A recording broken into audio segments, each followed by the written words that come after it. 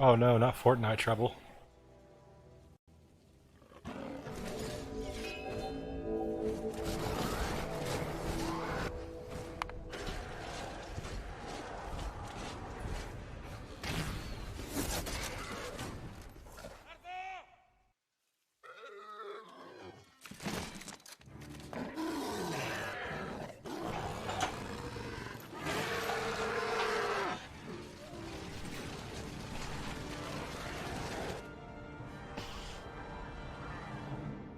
So it begins. What's going on, everyone? Jeremy here from the Quartering In. Whoa! That escalated quickly. Fortnite has taken on both Apple and Android, has been kicked from both platforms, and has spread some hilarious propaganda-like news around their monopoly. And I am here for it. Now, I wish I wasn't cheering for Epic, which has large stakes in it from companies like Tencent, but somebody's got to do it. And where does all this stem from? Well, it's the monopoly that Google and Android have on applications. This we saw with, even way back in the day with Gab, where they wouldn't let this app on because it wouldn't do what they wanted in terms of censorship. But where does this really come from? It's about money. Apple made $360 million from Fortnite, the online game that is now battling over App Store commissions. Before Epic Games sued Apple over its App Store fees, it was a cash cow for the tech giant, bringing in $360 million in revenue for Apple through Fortnite app alone. A brewing conflict between Epic Games and Apple exploded into the public eye on Thursday when Apple removed Epic Games' Fortnite from the App Store for attempting to skirt Apple's 30% commission on all in-app purchases. They showed this. What they did was they ended up showing customers that if you buy from Epic Direct, you'd pay $10 from Apple, $7 from Apple Direct. Apple didn't like that at all. Apple didn't like being exposed in that way. Now, admittedly, Epic Games did agree to this originally. Quote, Apple's removal of Fortnite is yet another example of Apple flexing its enormous power to impose unreasonable restraints and unlawfully maintain its 100% monopoly over the iOS in-app payment processing market, Epic said in its lawsuit. I agree. I really, really wish I wasn't cheering for Epic. It makes me feel gross. Data provided by App Analytics from Sensor Tower to Business Insider shines a light on how much money Apple and Google were making from Fortnite, which has hundreds of millions of players across the globe. Since its release in 2017, it has been installed 1.33.2 million times and has seen $1.2 billion in spending across the world on the App Store alone. According to Sensor Tower, in the last 30 days, it was installed 2.4 million times and generated $43 million on the App Store, which, of course, Apple takes a 30% commission from Fortnite's App Store revenue, representing $360 million. That's insane for doing nothing. Meanwhile, Fortnite was down at 11 million times, generated $10 million in spending on the Google Play Store since it first debuted in 2020. According to Sensor Tower, of those 2 million installs and 3.3 million in spending came in the last 30 days. Google also imposed a 30% commission on app revenue, meaning Google made roughly $3 million on Fortnite. Wow, that's insane. That's such a huge discrepancy. But I imagine it's because of the tablet market. But then you see some game journals, big mad. Epic's 1980 Fortnite video is an irresponsible piece of corporate propaganda. Rebecca Valentine, shocking. You could easily be forgiven for instinctively marveling or laughing yesterday at the video that accompanied Epic's sudden and complete pivot to all-out war against Apple and Google. It is, after all, a pretty absurd video that Epic has clearly had in its pocket for some time now, ready to play as a calculated move in a weird 3D 4D chess move, I should say, between several multi-billion-dollar tech companies. Here's what I'm hoping. I don't really care if Epic makes more money. All right, Tim, I like you. You seem pretty based, but I don't really care about your pocketbook. What I do care about is taking another shot at this monopoly that Google and Apple have over our technology, one that we allowed them to have willingly and now suffer under it. Apps can be banned from the App Store and completely make it impossible to run your business. Everything happens on mobile phones nowadays. So, first side, the storefront revenue cuts, then the game is pulled, then the video, then the tweets, the statement, this lawsuit. Epic baited, Apple bit. The video itself, which Epic showed across the social channels and within Fortnite yesterday, includes multiple ridiculous layers of the vast majority of kids playing Fortnite who stumble on it in-game won't recognize. It's played on an old commercial from Yes in 1984. The original introduced the Apple Macintosh personal computer to the public.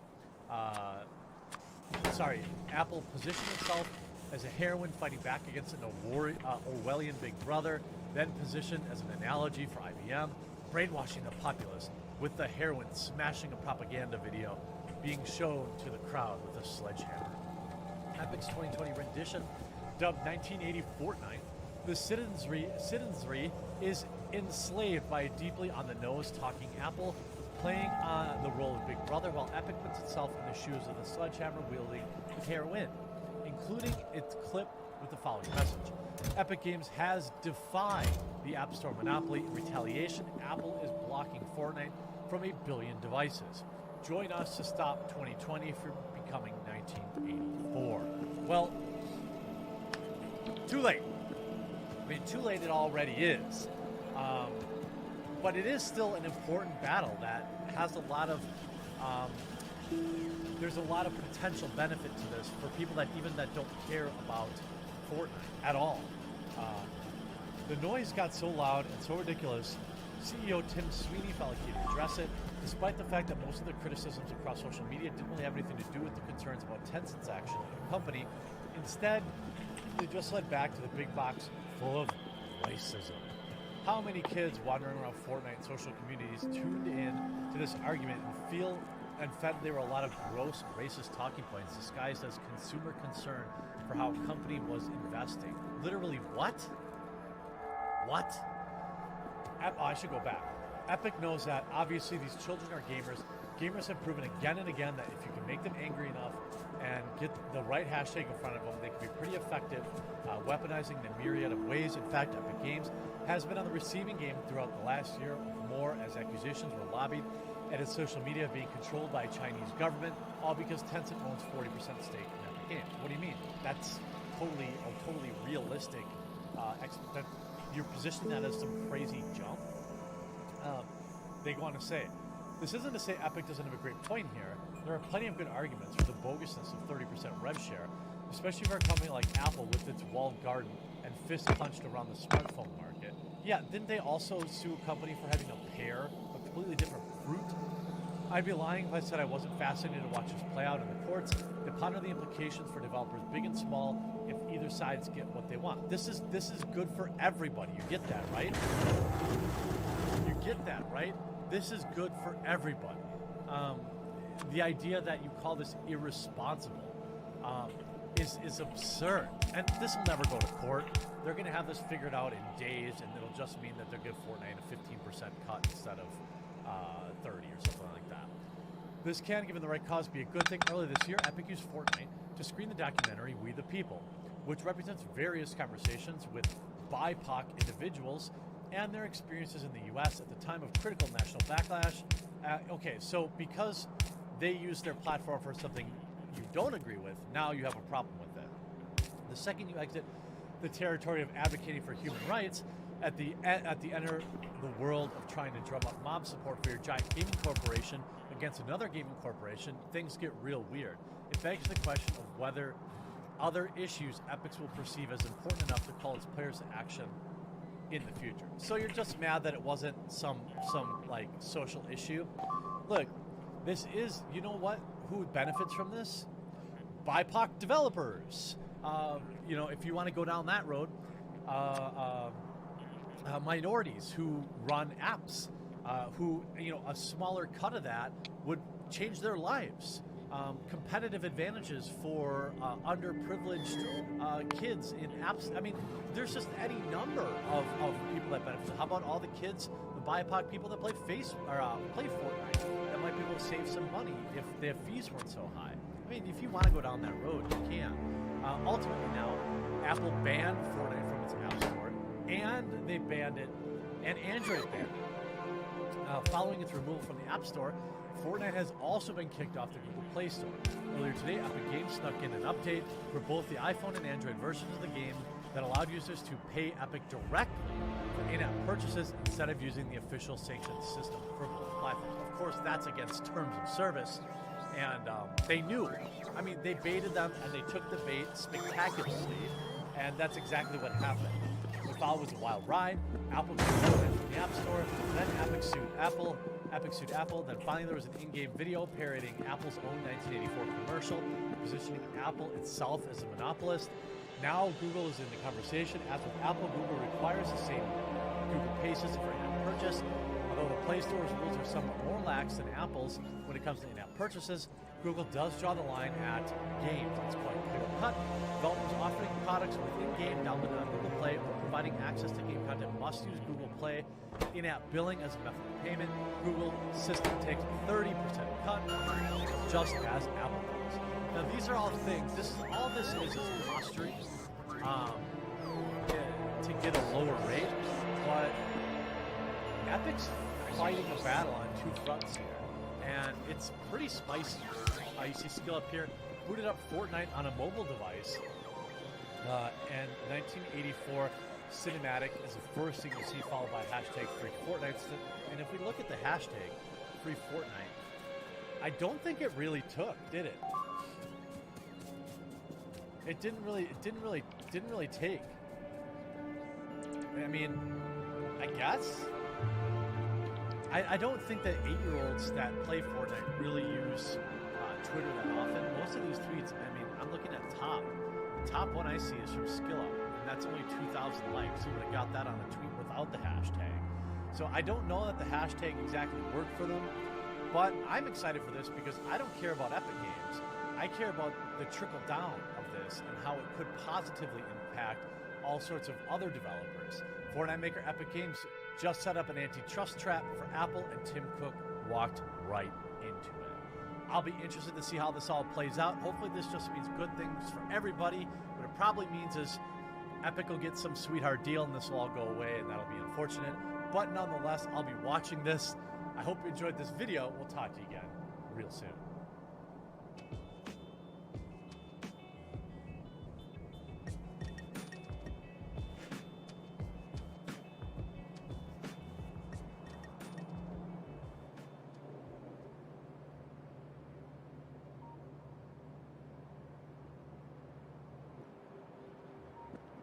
It was Warren Buffett who said, "If you don't find a way to make money while you sleep, you will work until you die." Wouldn't it be nice if you could just make money while you sleep, or while you're eating, or even while you're exploring the pyramids of Egypt? The reality is that anyone can make a lot of money while they sleep. $10,000 to a guy sleeping who's probably not going to see it. $10,000 donated, but it worked. He woke up! Thanks for the dono. No way. Oh, Mr. Beast? Hey, what's up, man? $10? $10! There's 3 extra zeros on it. Now, there's been an ongoing debate between, well, really an ongoing call-out from YouTube creators of a particular set of Twitch streamers.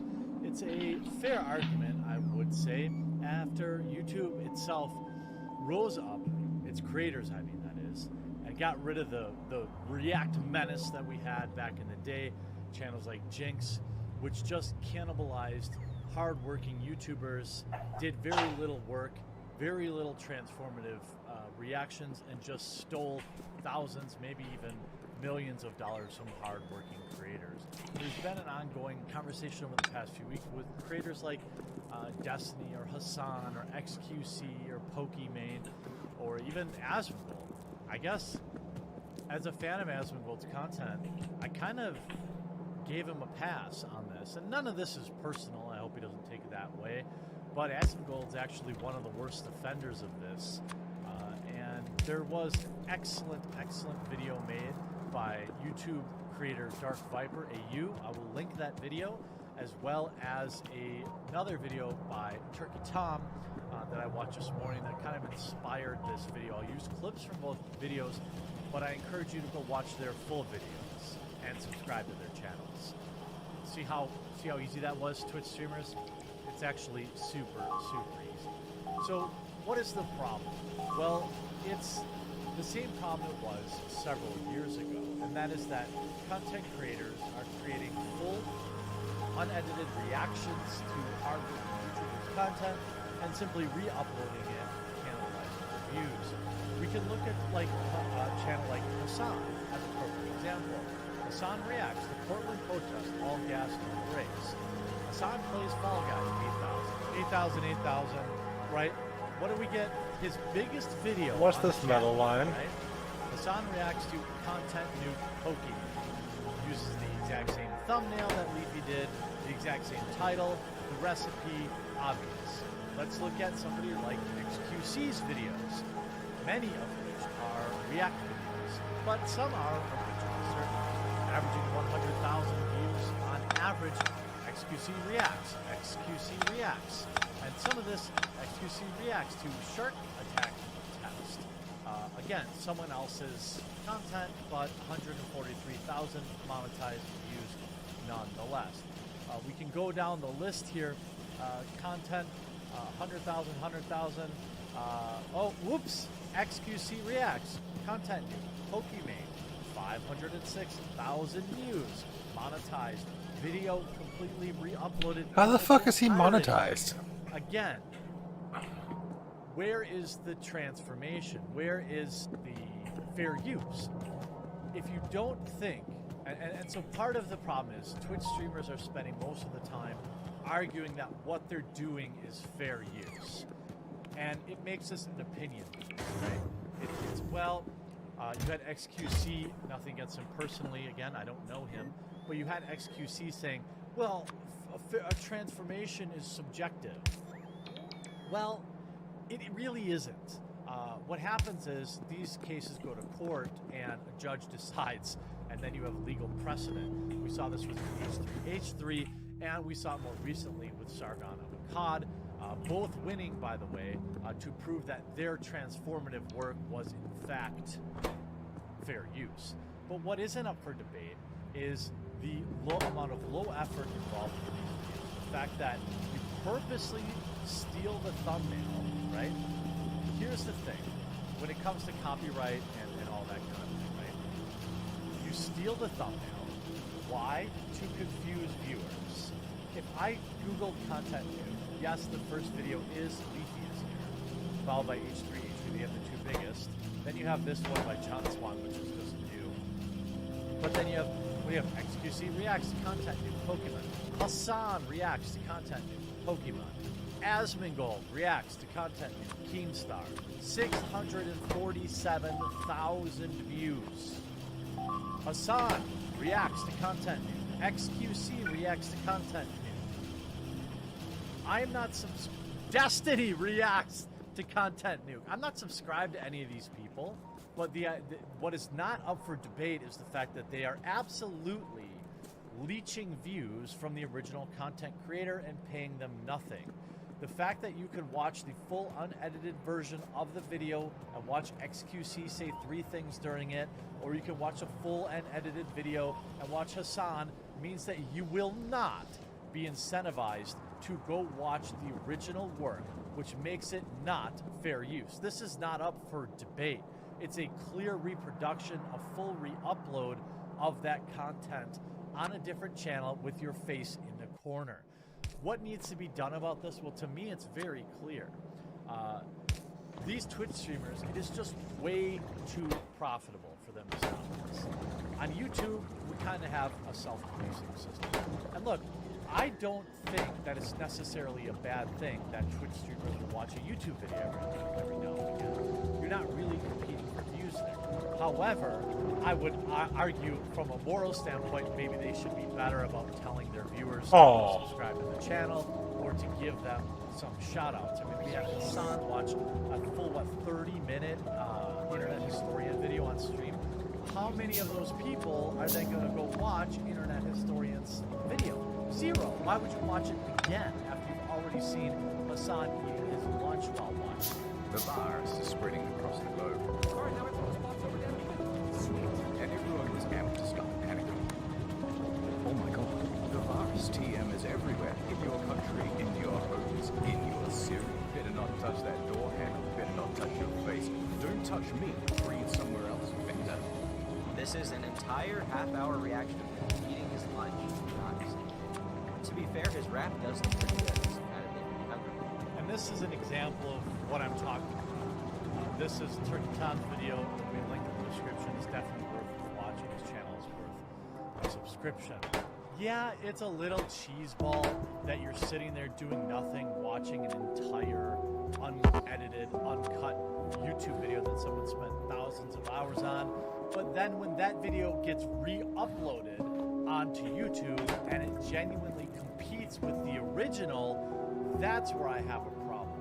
I also have a huge problem with these Twitch streamers having no concept whatsoever how much time actually goes into creating these videos, how much money they're actually stealing from the original content creators. And Dark Viper AU lays it out perfectly. So in this scenario, we have 7 channels working 7 hours a day for 7 days to each create one 10-minute video. Each channel has worked 49 hours for their particular video, so in total, they have done 343 hours of labor for 50 minutes of content.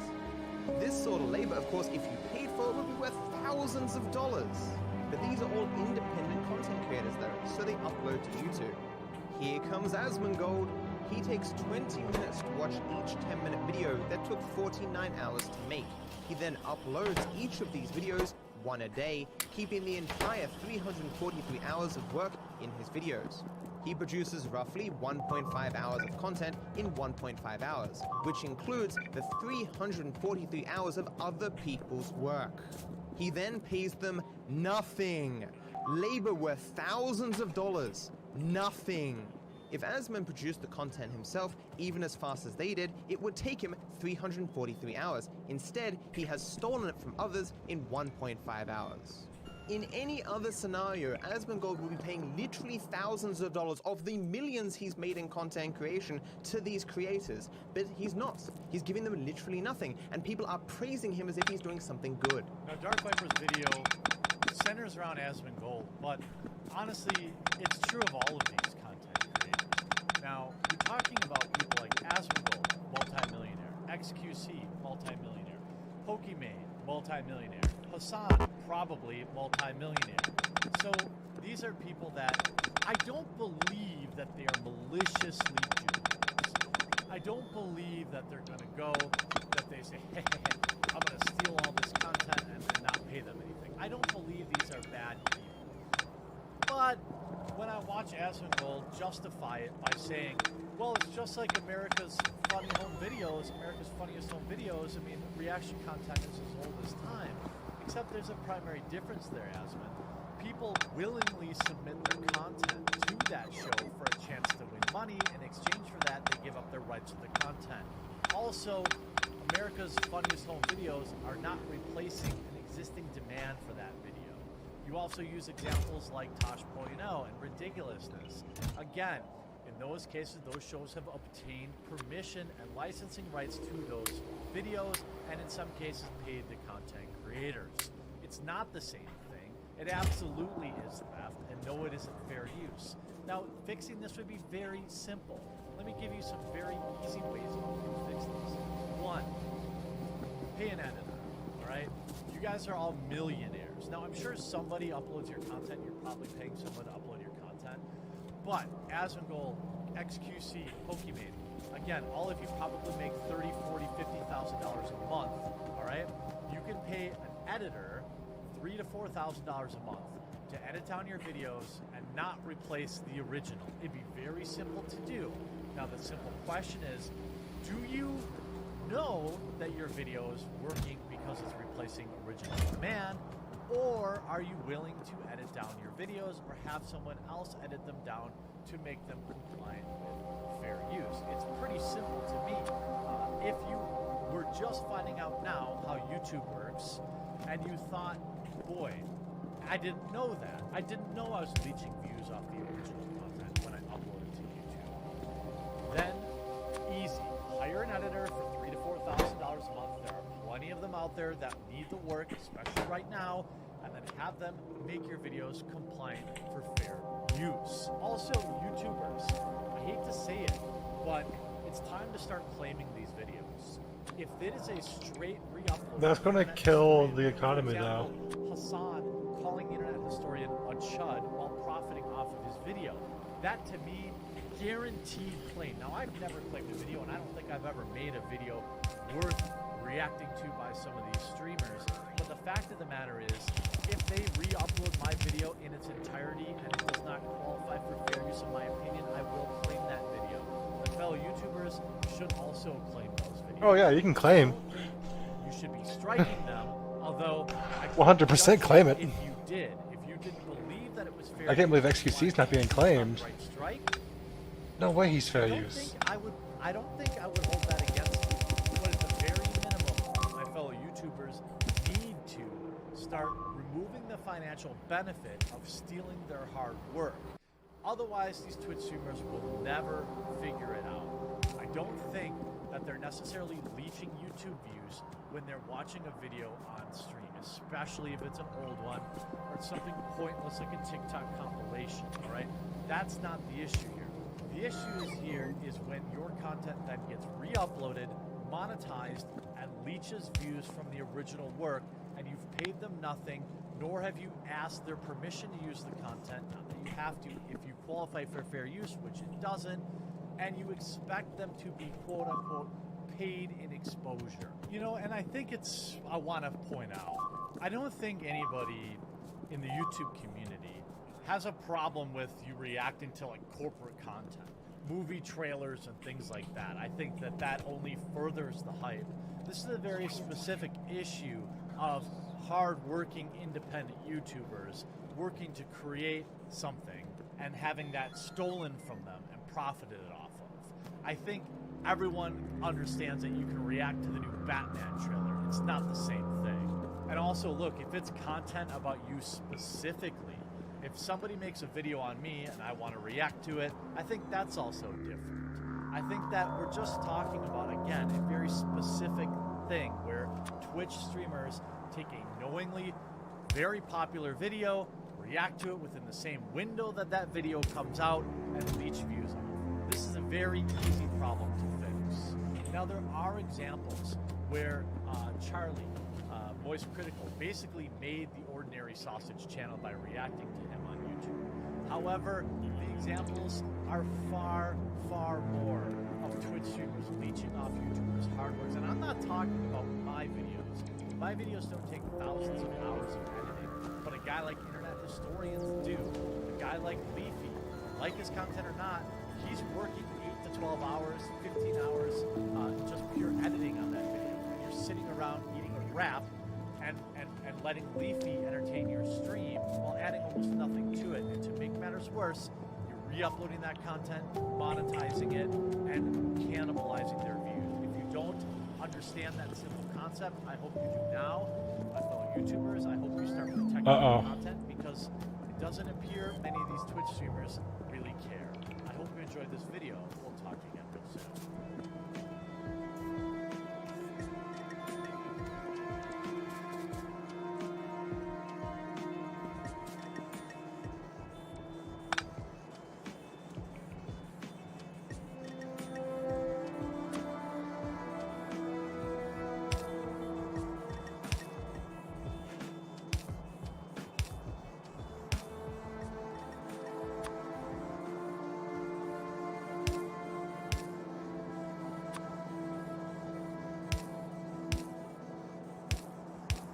That's always kind of interesting, actually. Producing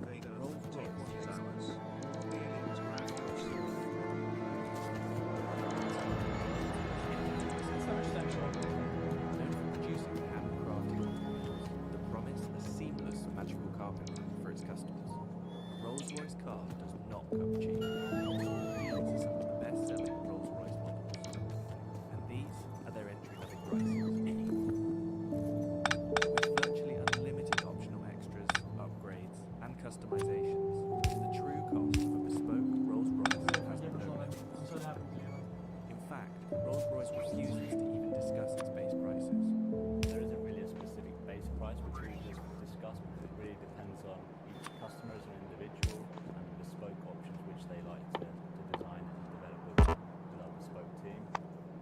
what are some of these bespoke extras? And is that what makes Rolls-Royce so expensive? It's kind of dumb. First obvious starting point probably is the colour. We have a palette of 44,000 plus colours that we replicate people's lipsticks. Something in your house, something in your own, something you've seen. Even we've done the dog, Nona, a red setting. So we exactly replicate it, whether it be by It's kind of cool. For us, it's unique. It'll be registered as your colour, and you give it a name, and it's yours.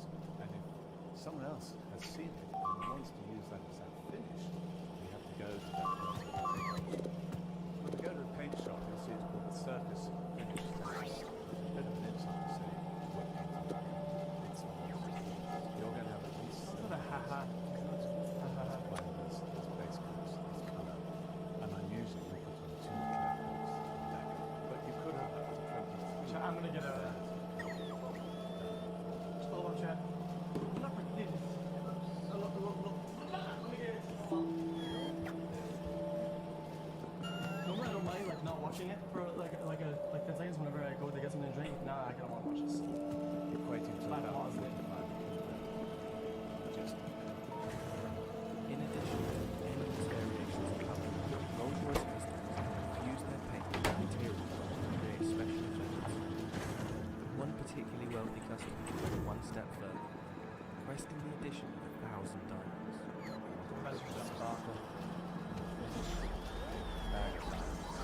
custom fused. Remarkably, the detailed paintwork on Rolls-Royce cars is done by hand by Wait. just one person. Hold up, chat. Isn't the whole point of diamonds over any other like material or whatever is that they reflect light more? So what's the point of mixing it in fucking paint and shit? It's no different than that and some other shit that you can put in the same sort of finish, right? My name is Michael, and I am the coach liner for Rolls-Royce. It's just a The flex. coach liner means that I am able to put this pinstripe onto the side of the car. The uniqueness is the fact that I do it completely freehand, and I'm the only one doing Rolls-Royce. That's like worldwide doing Rolls-Royce. So I use most brushes nowadays are man-made, which tends to leave brush marks within these lines. This is a natural hair. This natural hair tends to leave no marks at all. So we work to one standard, which is a higher standard. So we use one that leaves no brush marks. And if customers without a coach line decide to add one to their car, Mark is on hand to travel worldwide with his paintbrush. As normal, with Rolls-Royce, Rolls-Royce never comes back to us. We go to it. So if it's in Dubai, so that's where I have to go. There are several unmistakable features of every Rolls-Royce exterior. The handmade Pantheon grille, the self-righting wheel centres that ensure the RR logo is never rotating, and the Spirit of Ecstasy ornament. In fact, in 2003, BMW paid $65 million to acquire the rights to the Rolls-Royce name, symbol, and the Spirit of Ecstasy. But it's inside the car where luxury and cost dramatically increases. To create a virtually silent ride, Rolls-Royce adds approximately £300 of acoustic insulation around the cabin. Its tyre manufacturer, Continental, even developed special foam-filled tyres, which reduced the noise of the road by 9 decibels. The results were so profound that Rolls-Royce removed some soundproofing to avoid causing acoustic sensory deprivation. Jesus. The dashboard of the Rolls-Royce Phantom can even become a bespoke art gallery. Customers have commissioned artists to produce all sorts of designs for this space, including this gold-plated, 3D printed stainless steel installation that replicates the customer's DNA profile. Okay. Another shining feature of Rolls-Royce is the Starlight headlamp, an intricate series of fibre optic roof lights that recreate the night sky. It takes up to 16 hours to build the Starlight headliners. We're starting by drilling it and we perforate every single hole to thread the fibre optic through every single hole. We've got up to 1,340 holes. We're doing this to achieve the stars Yeah, on the sky. So we're going to have the sky in the night covered with stars. As with all things Rolls-Royce, customers can create bespoke star-like designs, including randomly generated shooting stars.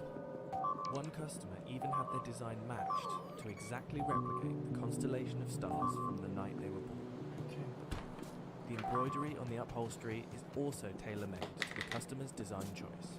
So there's no real standard process that's repeated with embroidery because every single design is completely unique to the customer. It's not just a case of scanning in an image, turning it into embroidery. Every single aspect of the image is thought out. The different angles of the stitch will reflect the light in a different way. So rather than it just being a flat image, we're trying to bring it out to that next level. So it's almost three-dimensional, like a hologram effect that you can get from our stitching. The most complex embroidery project Rolls-Royce has completed is this special Rose Phantom model, which consists of 1 million individual stitches. The Rose Phantom is the biggest embroidery we've done today. We'll have to map out exactly what order we're putting all those embroideries onto the leather so that they all join up to map. Some of this shit is literally the Pepega Credit world record. Some of the stitching, there's no tolerance, it can't be out by a millimetre, otherwise it's completely written off.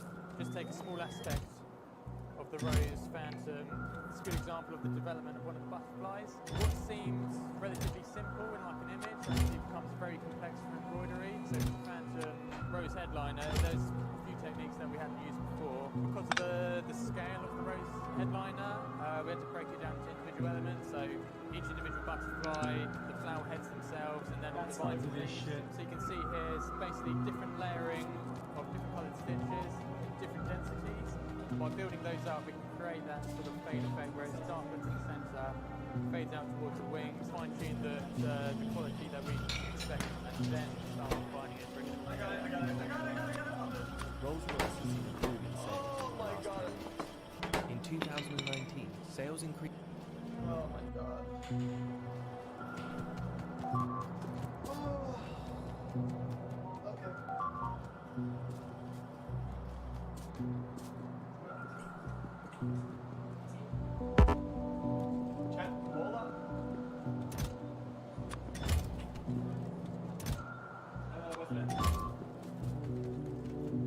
I dropped the soy sauce on the floor, dude, and it broke. Hold on, chat.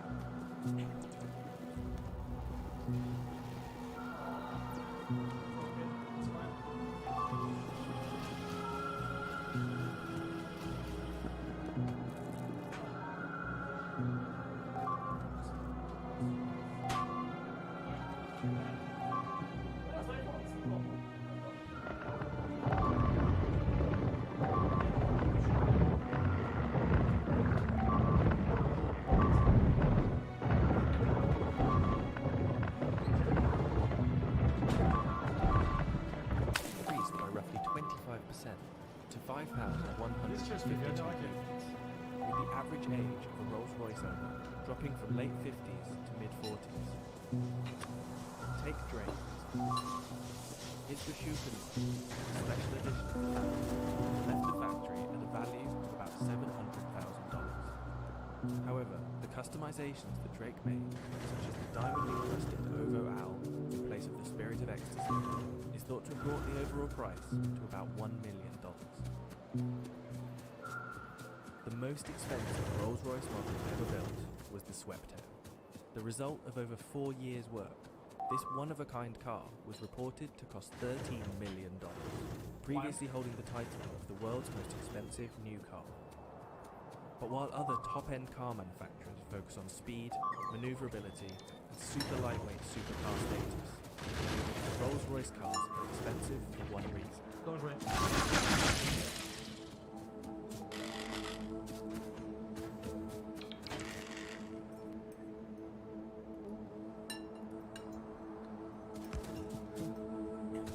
That was interesting though, dude. I got enjoyed that. Wait, that was actually a really good video.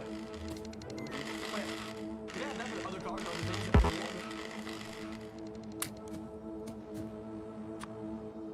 This is Bugatti's new $18 million car. It's the most expensive new car in the world. And the bad news is, even if you had $18 million just lying around,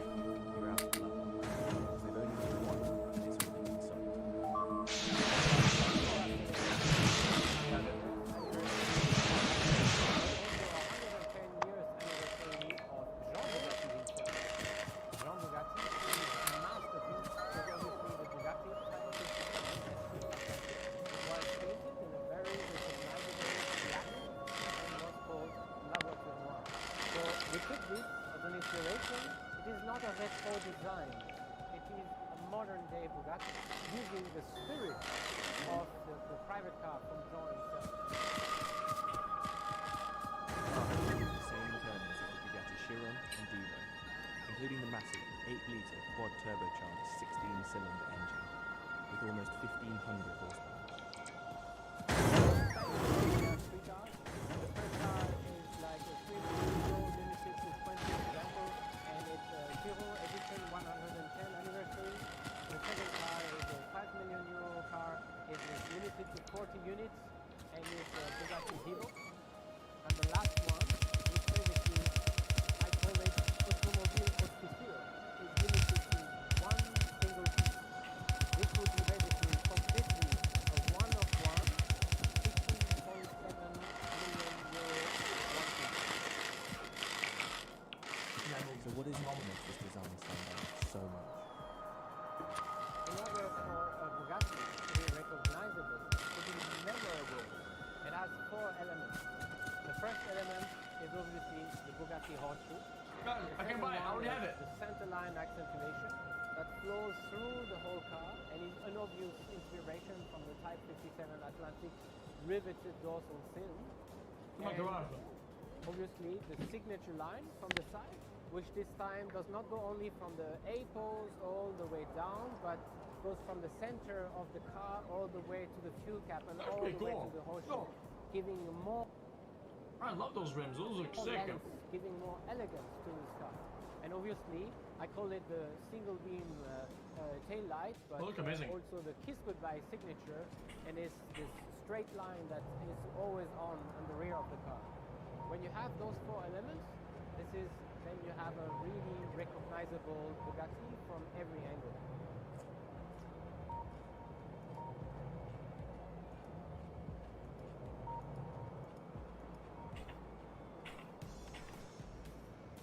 Well, it's cool, but none of these cars are worth the fucking money. Right?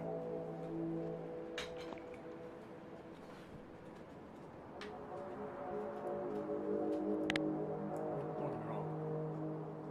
How about this? The watch comes in 2 different versions, and the difference between the 2 is pretty much restricted just to the case material. The $460,000 version is in red gold, and the more expensive $500,000 version is done in platinum. Many of the most expensive watches are expensive because they're set with precious stones, which of course raises the price through the roof. In the case of the Recital 22 Grand Recital, however, the watch is as expensive as it is entirely because of the amount of craftsmanship that goes into it and the length of time that it takes to produce the various effects that make the watch what it is. Beauvais watches are inherently limited in production simply because of the complexity that's associated with making them. This particular watch is a limited edition of 60 pieces worldwide. Those are going to roll out very slowly simply because they can't be made quickly. It's just inherent in the nature of the watch. The single decorative element that's probably most strongly identified with Beauvais today is the use of extremely fine. It is actually useless. Often in the form of what's called cold enameling on the dials of their watches.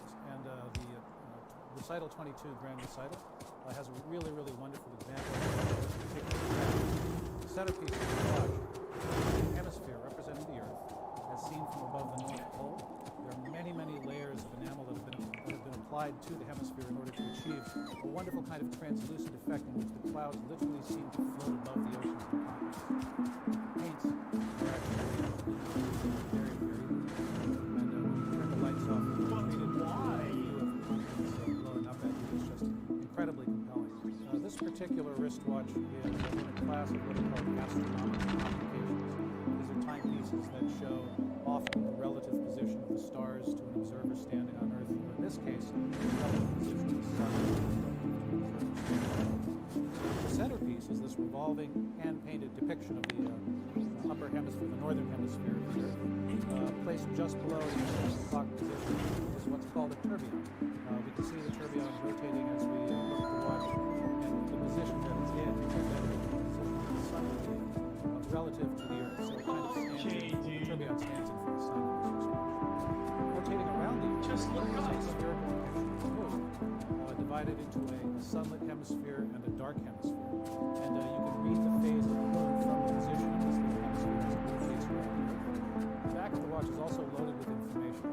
It's what's called a perpetual calendar. Now, a perpetual calendar is a mechanical watch which knows the difference between leap year and a non-leap year, and which also advances the date correctly at the end of each month, whether it's a 30-day month or a 31-day month. The relative rarity of the watches, and the amount of handwork that goes into finishing the movement, the case, and other aspects of the watch, all adds up to a tremendous amount of real old-school craftsmanship, which simply doesn't come cheap. This level of watchmaking, we're really talking about something that's designed to appeal to someone with extremely specific tastes and with a budget to match. There are 705 components in this respect.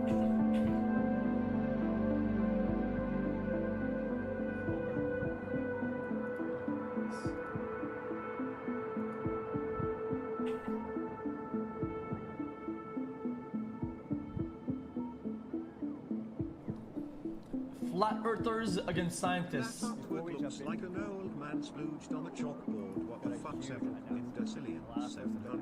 For this for years.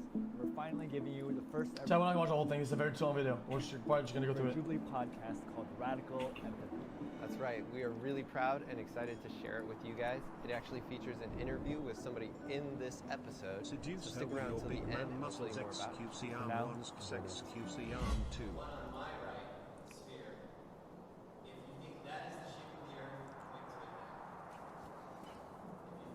Chat losing to Kylie, but forget that under the hundreds of dollars in makeup and the tens of thousands in plastic surgery, she looks like Shrek's deformed fucking open life. We have a liftoff. 32 minutes past the hour. Liftoff on Apollo 11. All step for man. 1 giant leap for mankind.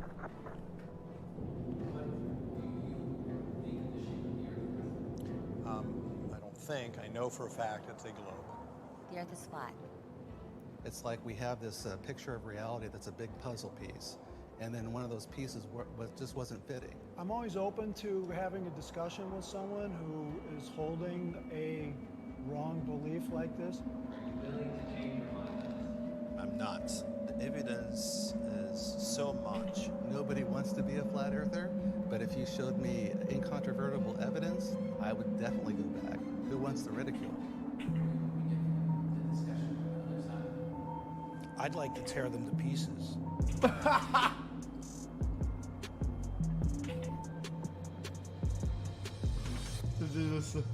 Oh my gosh, you got the.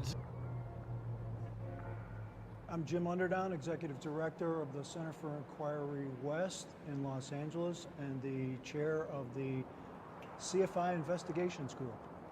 I'm Spencer Marks, one of the senior members of the CFI Investigations Group, Science Advocate.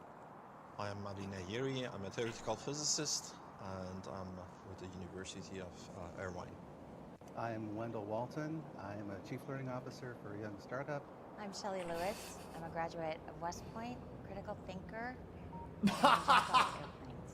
My name is Dan Glatman. I work as Dan the Waterman in the drinking water filtration industry and a truth seeker. I get my flat earthers on the left and my globe earthers on the right. Chat, we have a critical thinker and a truth seeker. Thank fucking God we got those, dude. Jesus, dude, thank God we got those.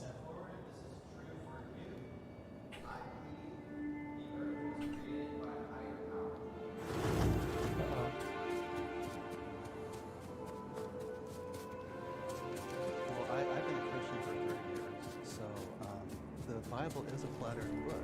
You have to take it literally. Like, for example, Isaiah, when it talks about it's like a clay wax seal that's stamped with upturned edges, that's just not some fancy story. That's a symbol. It is light. Right. They didn't have technology, motherfucker. What the fuck are you talking about? And in Isaiah talks about too an unleashed who sits upon the circle of the earth. There's a difference between a circle and a ball. Well, exactly. If you look at the original Hebrew, it means disc. There's over 200 scriptures in the Bible that point to a flat earth.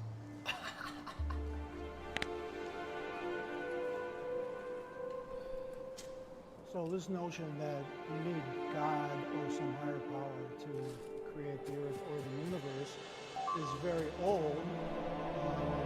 Was initially posited by the pre-scientific age. Since then, we have learned quite a bit about the universe coming into existence, when that happened. Modern humans don't get their cosmology, they don't get their physics, they don't get their knowledge of the universe from the Bible or any ancient text. Sort of like the God of the gaps was, people used to believe that lightning was God's wrath and throwing his lightning bolts, but it was understood as a natural process. God shrank a little bit because now we couldn't attribute those lightning bolts to God. We had to attribute that to the real science. The other thing, the point about the Bible specifically for me is why is that one particular text the correct one? We choose to believe that, and that's fine, but there's so many other writings and so many other books, so why weren't they correct? Why is just the Bible correct? Well, what you'll find in a lot of these ancient religions is they're all flat earth religions. All their cosmology goes back to being a flat earth with a system. So it's not just the Bible that teaches this. It's many different religious books. So one problem I have is trying to explain phenomena happening in nature by holy books. Those are religious books. Those are not books of science. And it is wrong to infer or deduct scientific readings out of those books. My name is Wendell. I am a logical, biblically based, and scientific flat earther. I didn't start out, and no one starts out as a flat earther, but I had a lot of questions. So I actually got to the point where I had to go out and put my own eyeballs on it. So we went out to an observation at Salton Sea, and things just didn't add up down there. So we've gone back probably a dozen times, and I can guarantee you that there is no curvature over distance. What?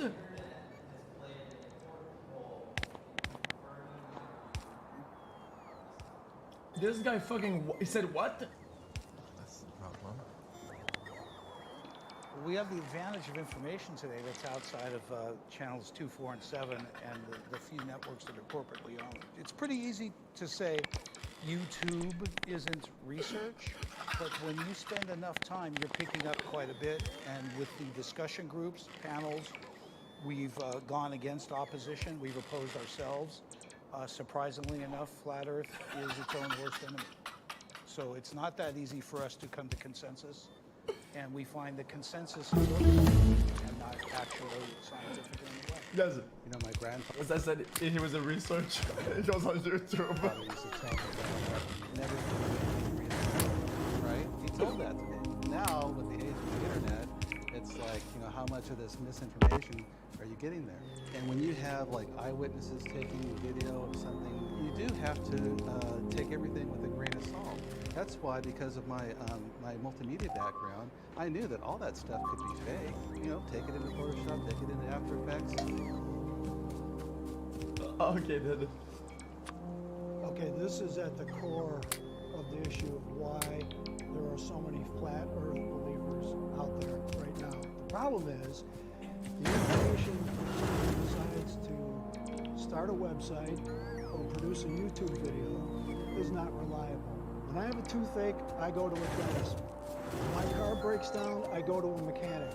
When you have questions about cosmology, you should go to an astrophysicist, you should go to a physicist, you should go to people who have spent years and years studying these ideas. Not some 6-minute YouTube video. There is a percentage of people that if they saw a YouTube video that was not within their scientific chops to refute on the face of it, would believe anything out there. One of the things I will say is NASA.gov has their own documents out there that we get to vet, which is through the Freedom of Information Act. And would you agree that NASA documents, if they're on display, that we should be able to go and research inside there? NASA is not proving that the Earth is flat. Well, they say it in 14 of the documents. You should read what NASA says, and you should listen to what NASA says. I would love to see your NASA evidence that the Earth is It's flat. only their contradictory issues Okay, that let's bring see. us here. We're all familiar with the Earthrise photo, right? The Earth is rising over the moon. We're all familiar with it. That's NASA. You can go out to NASA's site. You can download the original, right? I already know what you're going to ask. So you bring up the luminance on it, and you can see where it's cut out and pasted there. They're showing us doctored images that are clearly doctored. What? The blue marble is a very famous image from 1972. When you talk to the artist from NASA, his name is Robert Simmons, he talks about exactly how it was created from data, and it's not a photograph whatsoever. He added clouds. Let me explain. He added a highlight of the If sun. you take, on your phone, most phones have that panoramic image. When you do that, you're taking a series of pictures, and the phone cleverly stitches that together. How it's Hold on. presented. It's Hold on. presented as a real photograph. So when NASA takes real photos and they either clean them up for color or they stitch them together so it's one large image, it doesn't mean they're CGI. You're talking about composites. Okay, And what you call this guy's trolling, guys. This is a advanced Reddit troll that's denier. infiltrated this video. You could even get me into a virtual construct if I can't find the borders myself. It appears to me to be a stationary plane, as opposed to the vastness of infinity of space. I would find it to be an ice plane where we have a localized sun and our environment thrives there. These particular people have misled us on television. This is a brilliant opportunity to speak. We've been surprised. Chat, you know what is sad about some of these flat earthers is they can't even agree, all of them, on the one of like what it actually is. It's like they all have their own shit, dude. Media is just a thing of beauty for me. At least agree on it, dude. I'm running.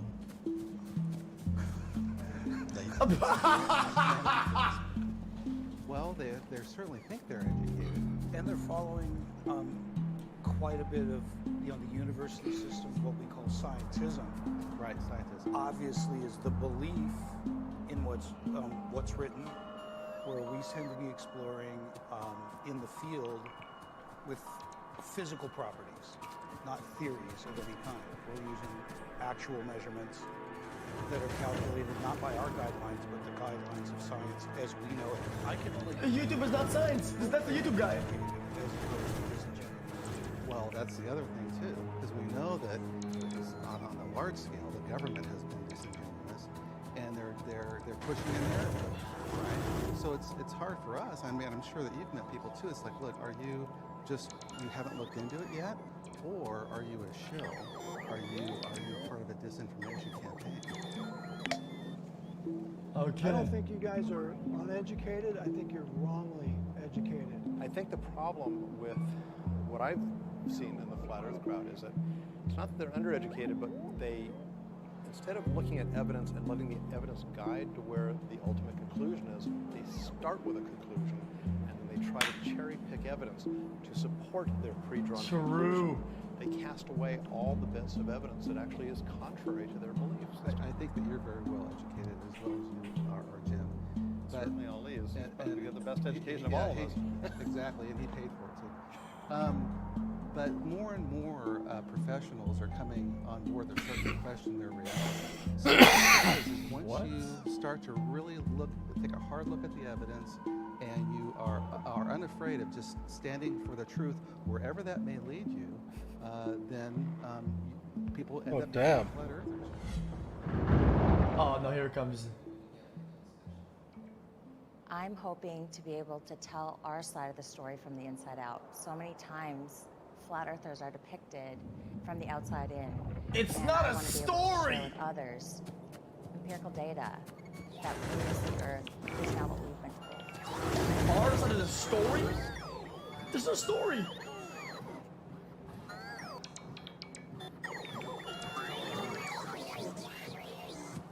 So, when I was 12 years old, I'm in space camp, and I met Alan Shepard. Oh, nice. Yep, and I wanted to be an astronaut, and I wanted to be the first woman to walk the moon. So, oh, that's cute. For me, I'm a Glover. I went into this completely wanting it to be true. And my husband told me, he saw this thing about the fake moon landing. And I was like, you're absolutely crazy. There's no way that the moon landings are fake. And then in 2010, my husband was killed. And so I never really developed that until around 2014 when Flat Earth kind of came back up. And that little voice inside my head said, remember the fake moon landings? That was brought to my attention. And then I started really critically analyzing that. And I would say, you know, just looking at that evidence, if they can lie about the moon landings, they can certainly lie about pictures and satellites and other things. And so I started going down that rabbit hole of studying. So that was my influence for my husband. How many lies does it take to make a lie? How did you die? And being ridiculed for being inquisitive is pretty tough on us. I wouldn't say that I've changed my mind because my mind isn't set. NASA is solely designed to change my mind. It is, from its inception, from its discovery, has been a television program. It's been a space program to sell us on something that they've yet to actually show us. Show me a globe spinning with clouds. Show me home, and I think I could shut up easily. I think I could shut up.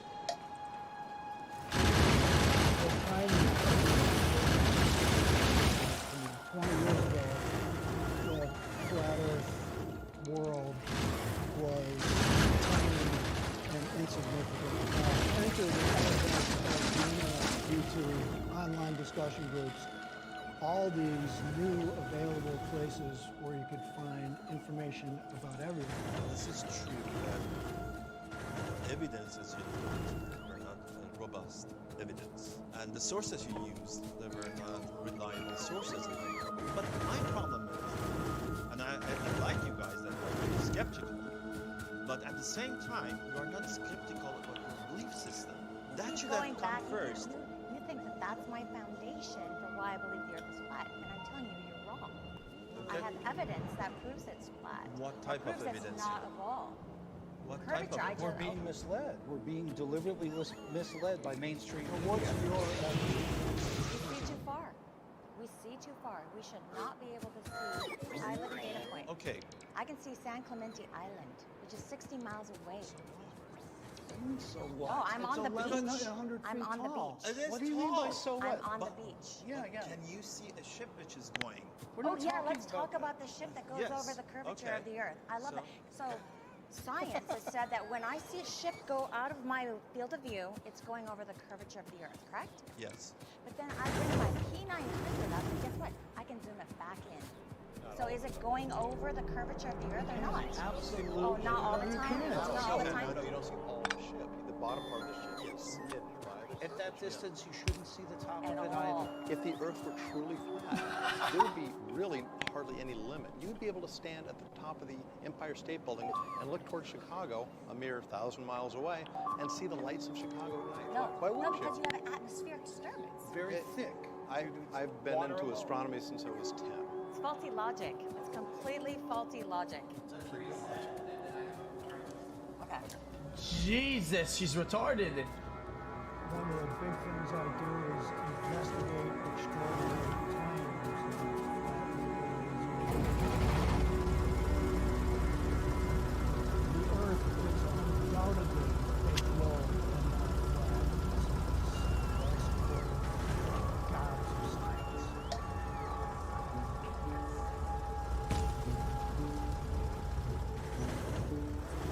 What is the question? Possible. Anything is possible. I mean, anything is possible. I've got She doesn't know what it means. Consensus of peer review. I've been spending a lot of time arguing here with people that argue the other side. And I found that surprisingly, consensus always wins. It was shocking to me that the group, the majority of the as scientists, flat earthers,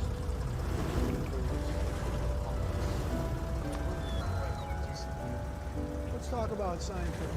You're never going to get 100%. Is it true? There is scientific consensus on global earth, evolution. I'm going to put this use the word theory. So you know what a theory in science is? Don't just take this word theory. In science, conjecture,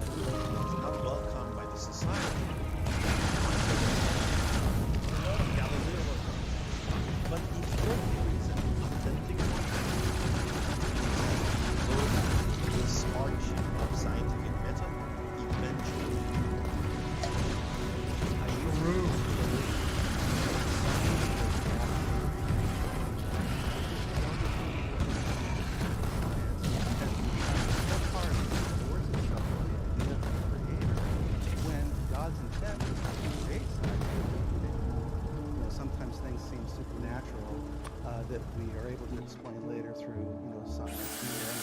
But there are other things as well that are supernatural, that go beyond the natural, that we can only explain through believing in a creator. This is my big issue with science, scientific approach and non-scientific approach. You're absolutely right. The science people are out there. You're hoping each day you get closer and closer. Never. I've heard of it. No, that's a science. No, let's be careful. Let's find the evidence. Max, you're nuts, dude. Hold up. There's no hosting, man. Every on, man. It was 17 minutes ago. So dude, I had TTS off because we're trying to watch this video, dude. Thanks so much, man. This is some 5-minute instant video, dude. Thanks so much for watching. Billions of people do not believe, including myself. Of course I can.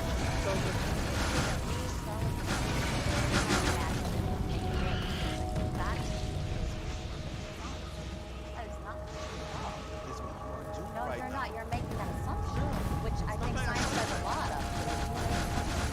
The science doesn't. Yeah, we do make assumptions, but based on well-supported, proven, we don't have. Show me how you isolate gravity. If gravity is an assumption, show me the scientific method how you isolate gravity.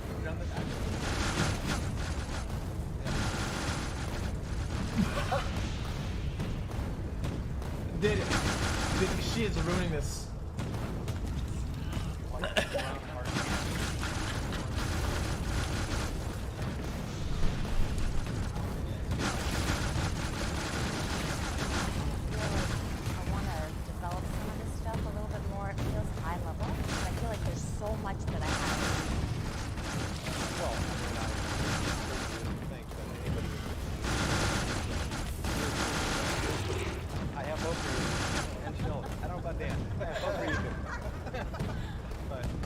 I isolate gravity, didn't.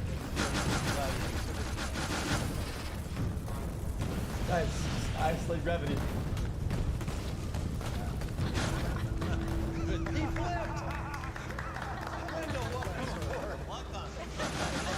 Greatest moment in television.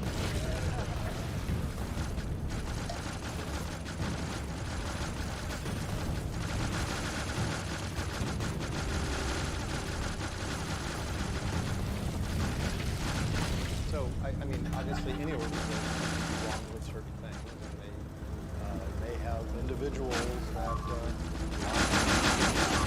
general organization. They're looking for the truth.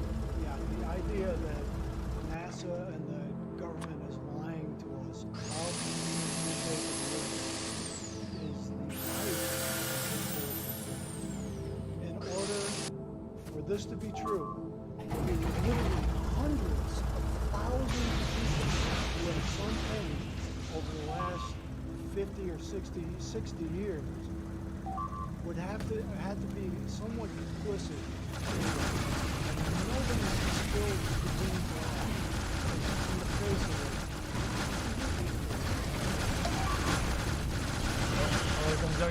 Private does not know what the general is doing. There's compartmentalization happening all the time. Of course. So it wouldn't be that far-fetched. Has the government ever lied to us is really the question at stake. We all agree on that. But now we now we have NASA.gov, right? And absolutely they're not lying about anything. They're completely transparent. What? There's a difference here. Not fallacy. We're talking about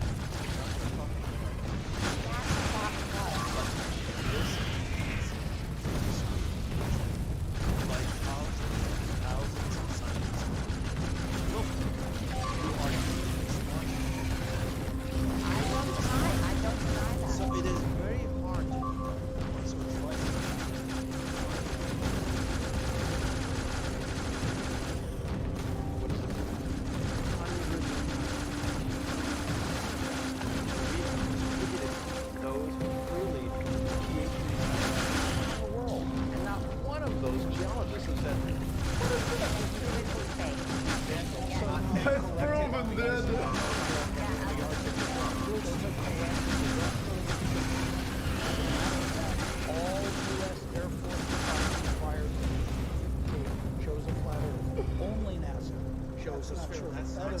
absolutely not true. Jim. I wouldn't mind. And the other NASA's lying to you, not myself. We have a laser retro reflector that we're using now. We're still using it today. It's sitting there. That only exists. My question to you is, why? Would all these honest, hardworking people perpetuate this massive fraud? Why would they do this?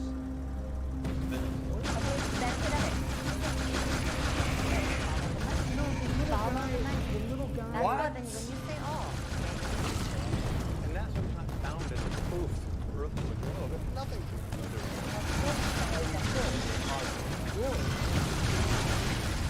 Follow the money? Somebody has to be a voice for a reason, and somebody has to be a voice for truth. And it's a fantasy to believe that I would change anybody's mind from the other three. However, if there's somebody sitting on the fence, and this is the first introduction to this debate, perhaps they'll hear the reasonable debate. That makes more sense.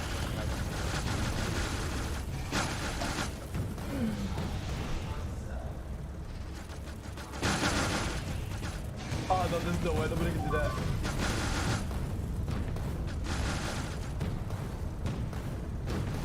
I used to be a ball earther. Everything you say right now is completely what I used to agree to. A ball earther? So I completely understand where you're coming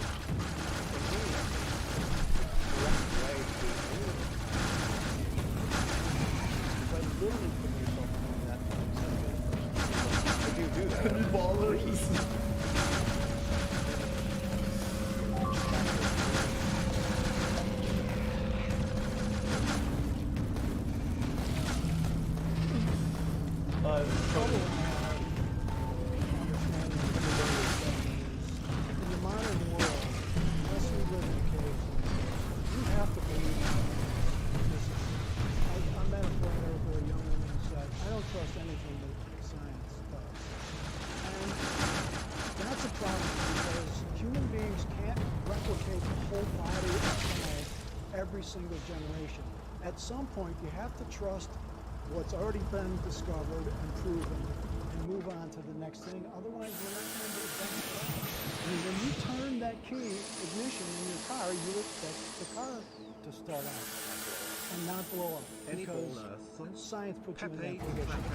So it's really hard to understand how people would know in their hearts that science achieves wonderful things and then just jumping ship when it comes to this. We're not trying to conclude.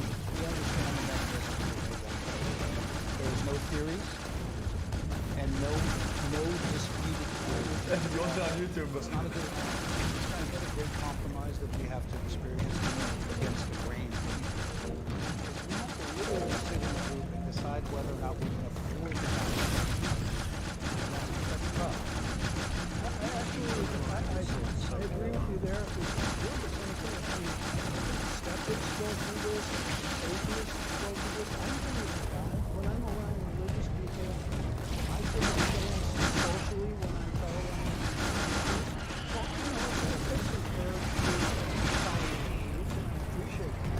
But I think I've done a lot of research on that, then you too. It's not something I choose to believe in, it's something I have to. What I get from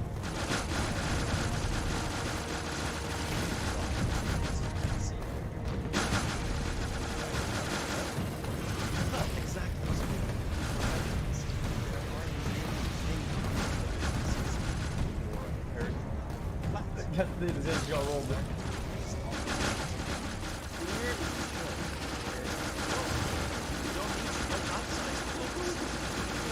You only want the evidence. If you're saying that you need to see something, then I dispute your belief system in God and Jesus or Jehovah or Buddha or Zarathustra or any. Because it's coming from you do have evidence. You mentioned at the beginning of this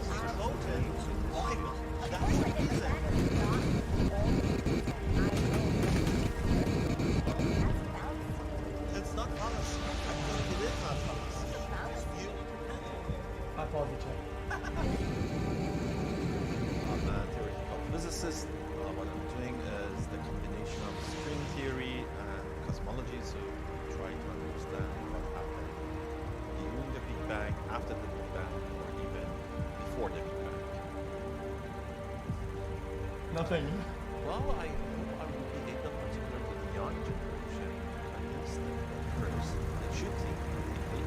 Don't believe anything. You shouldn't take anything for granted. Look at things evidence and throw away those claims that are not evidence-based. Science, not to put it down, but when you talk about rocket science, this is very difficult for the majority of the people to understand and design that way. And so, in a lot of ways, hiding behind rocket science is similar to religion. If you look at the Catholic Church back in the days, only we can interpret the Bible. You have to listen to what we say. So in a lot of ways, we're getting that same notion from science that says only we can interpret what these numbers are. You just so when we actually do go and Chat. I would never drive this chat into religion battle, dude. I think people should believe whatever the fuck they want. Okay? But dude, what she's saying, dude, right?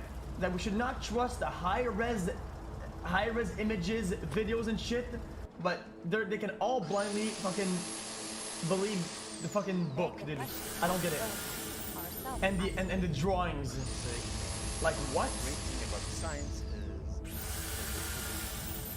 that's for some. It's just a contradiction. It's just so dumb, dude.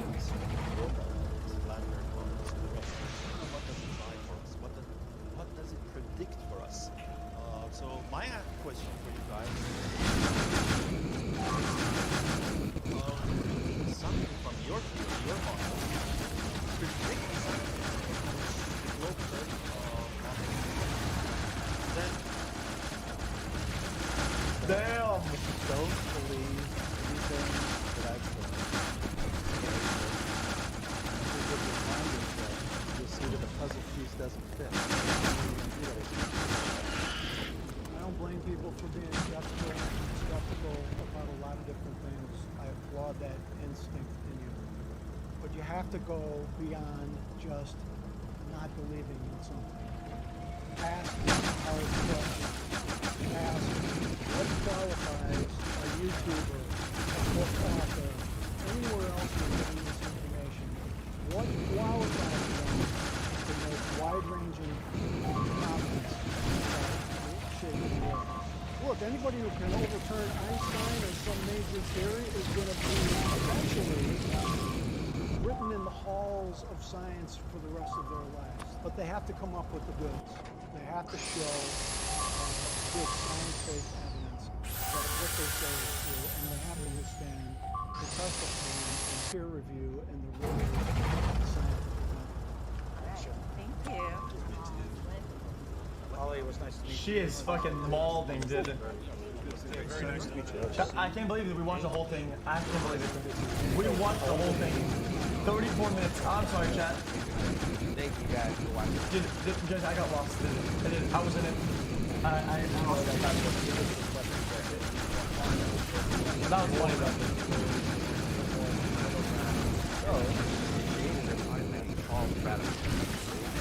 That was funny as shit.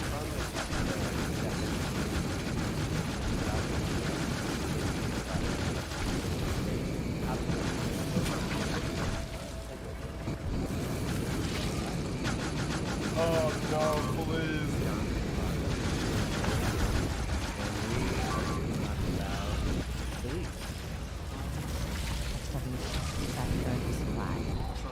I have come to the conclusion that I agree with that.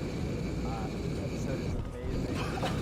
It's the first one ever. What? Anywhere. You can find it on Spotify, Apple, Stitcher, wherever you listen to podcasts. But if you love it, please let us know in the comments there. And also give it 5 stars. Let me look at the... Let me look at the comments. To replicate an exact model for gravity. No one, not a single soul, every turn ever. I'm a critical thinker. Where's the manager? Do you want to hear about how Z's work? No? Imagine flat earthers living his thing to call scientists uneducated. Scientific and business possible. Flat earthers is just smaller. Smaller words.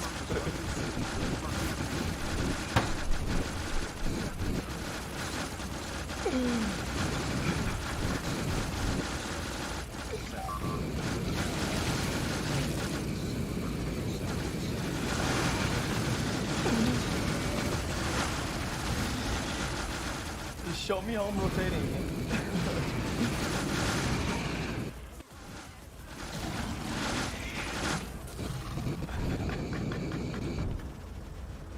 I feel that okay, hold on. died. This was the only way she found that could help her code. Clinging to this fake information. Just inhaled a bunch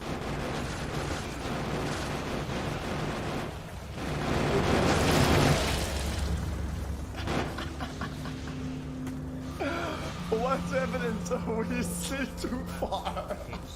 Holy, I summon. Fucking flat earth dumbasses. Pepe the clap, Pepe the clap, Pepe the clap 777. Holy shit.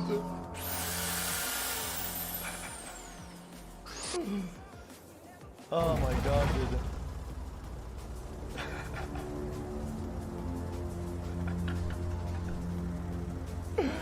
Debate getting good. Producer, let's cool down. Well, I think what they want the show to be is that one talks, one listens, and there's no debates. They don't answer each other. They just say what they think about the topic, about the questions. They don't actually, because otherwise it would get too heated. It would make no sense.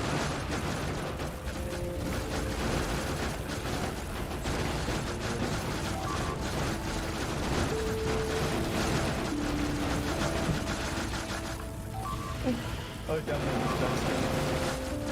All that matters to us is it feeling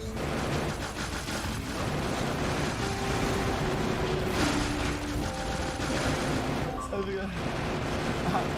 the actual one of the questions though, that's true. Okay.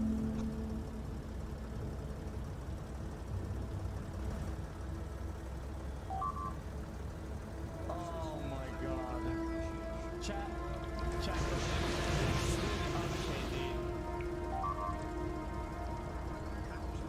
Okay, dude. What's it called? Men's rights versus feminism. Is toxic masculinity real? You know, guess what? It's all about disagreeing and make sure you stick around to the end because we want to discuss more about ethos and You said that women are misguided. We are not misguided. We do not need you to shepherd us.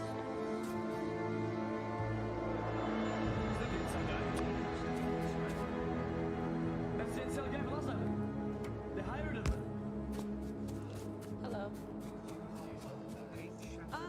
I would. Yes, an intersectional feminist. Chat, I'm sorry, what was that? I'm actually sad that you're turning into a fucking...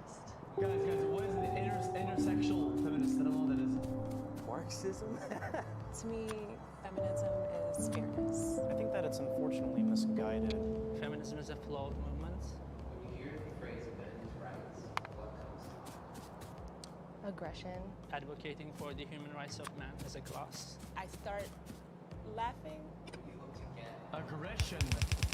I would hope to get some insight and probably, if anything, agree on a lot more than disagree. I actually hope to get a little bit more understanding of why some men think this way.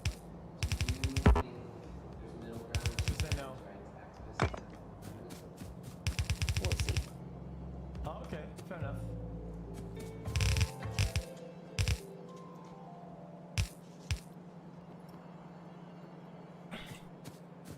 Hi, my name is Zach, and I am 24 years old.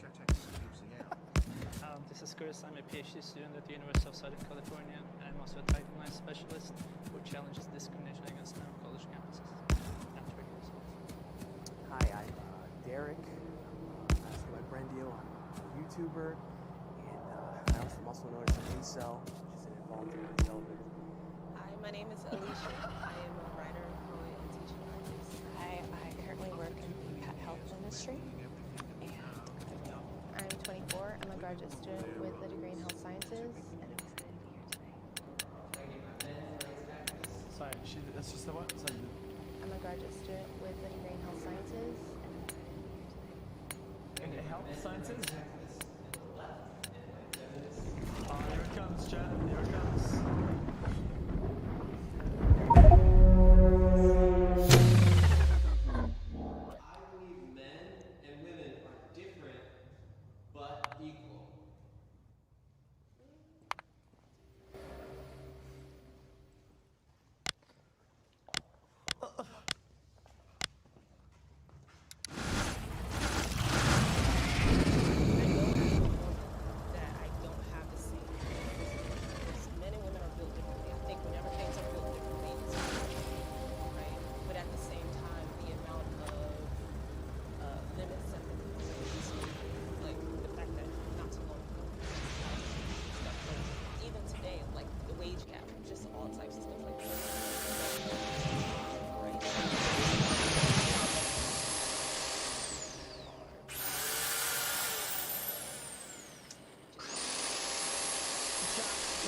I need to absolutely, okay? Because I don't wage gap, like, not like what it used to be. It's kind of not a thing anymore. Can anybody tell me?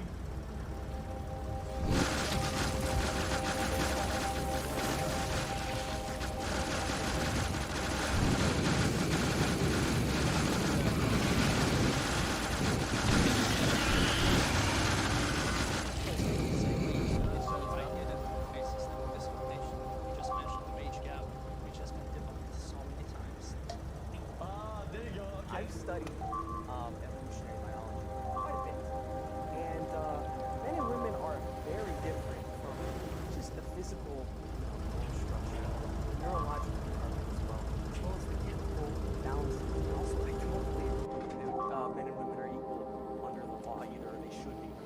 Children are not equal under the law. It's not the case. Children are supposed to love them and want to protect them. So, if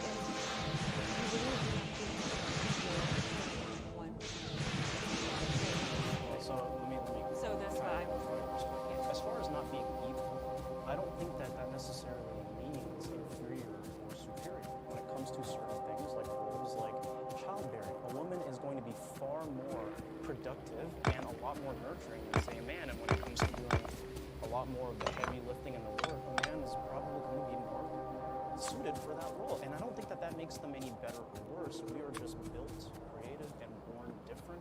I would also like to elaborate. I am not saying that they are worse overall or better overall. They complement like each he other. said, they do complement each other beautifully. They work very well We together. need each other for offspring. I mean, that's part of the beauty of it. And I think trying to equalize them and make them the same and transition and all that, I don't believe is going to be the most conducive when it comes to the family, raising children, but also just for overall well-being. I want to note that you brought up children being unequal to adults. I just hope you weren't comparing women to children. I mean, I was technically Okay. I don't need you to protect me. I just need you not to harm me. I can protect myself. I'm very capable of doing what I need to do. Jesus! Who asked you? What happened? 100%. I am an incel or an incel advocate, I suppose. I don't hate women at all. I think we're different and they have aspects that are superior to me. Just very contextual.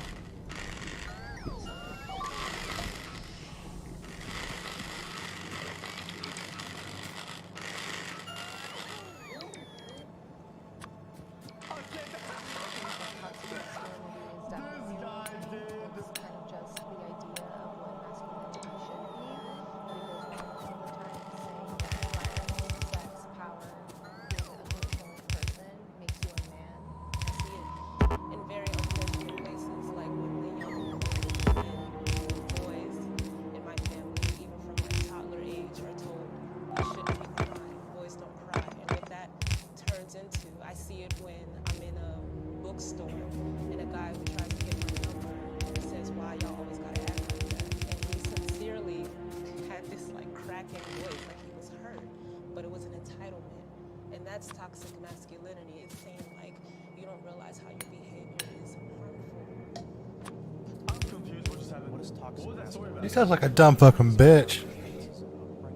The suppression. Hey, honey, calm down. Because throughout childhood, they're told man up.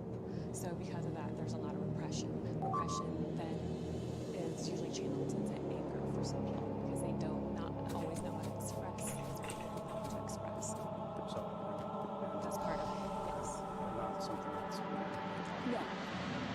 I think if, when you're showing your emotions, especially to like random people, random women in some cases, they will view you as weak. I was raised by a single mother. I love her. She's my mom. I love her.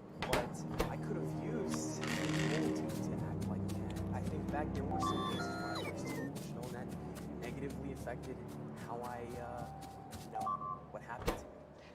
May I ask a question? Sure. What is your definition of weak? Not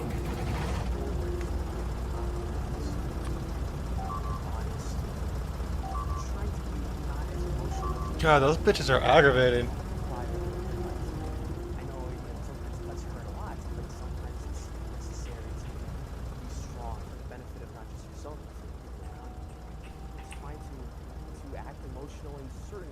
cases, but I don't think it's fine to act that way with a woman.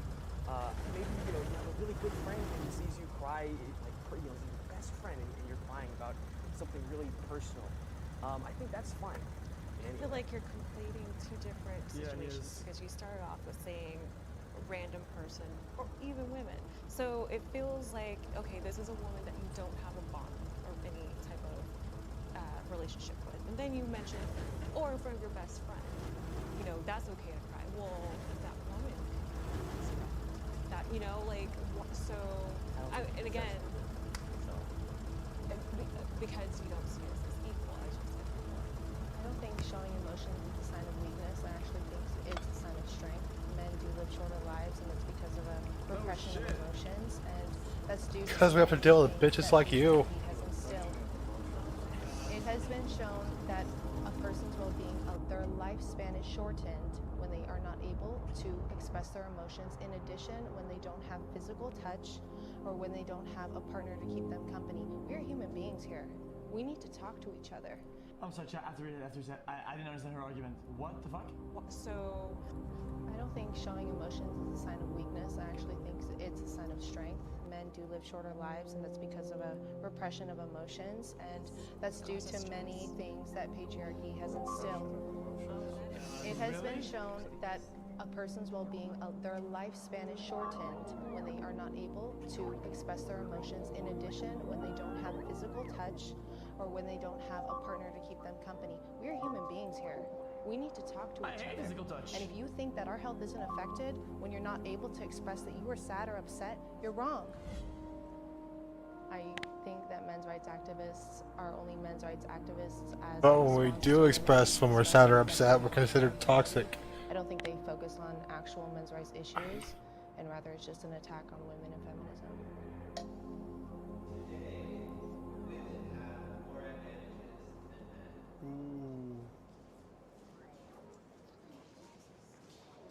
I can speak from a hiring standpoint when it comes to things like affirmative action, and there are certain roles that traditionally men and women have been able to serve in, and now women can basically do all of those things, right? Because we've had such a strong advocacy for equal representation in the workplace, whereas, for example, you'll never find a man as a midwife nurse, and I don't think it's appropriate. That's why there are those differences.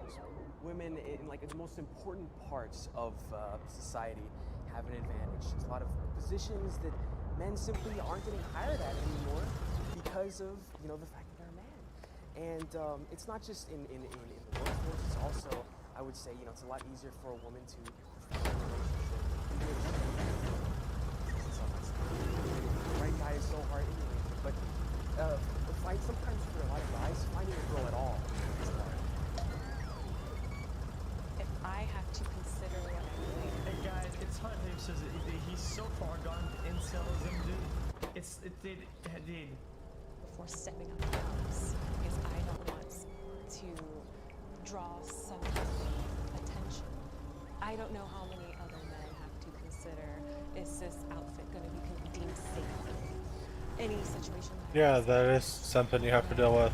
Like, I disagree about danger, simply because I don't know. It's part of that entitlement for men. You're not entitled to a conversation with me. You're not entitled to my number. That aside, it's like, are you going to make one example of entitlement of men when it comes to asking for your number, the all-inclusive thing that comes with the job? Well, firstly, it's not just an example. It's not necessarily all men. I don't participate.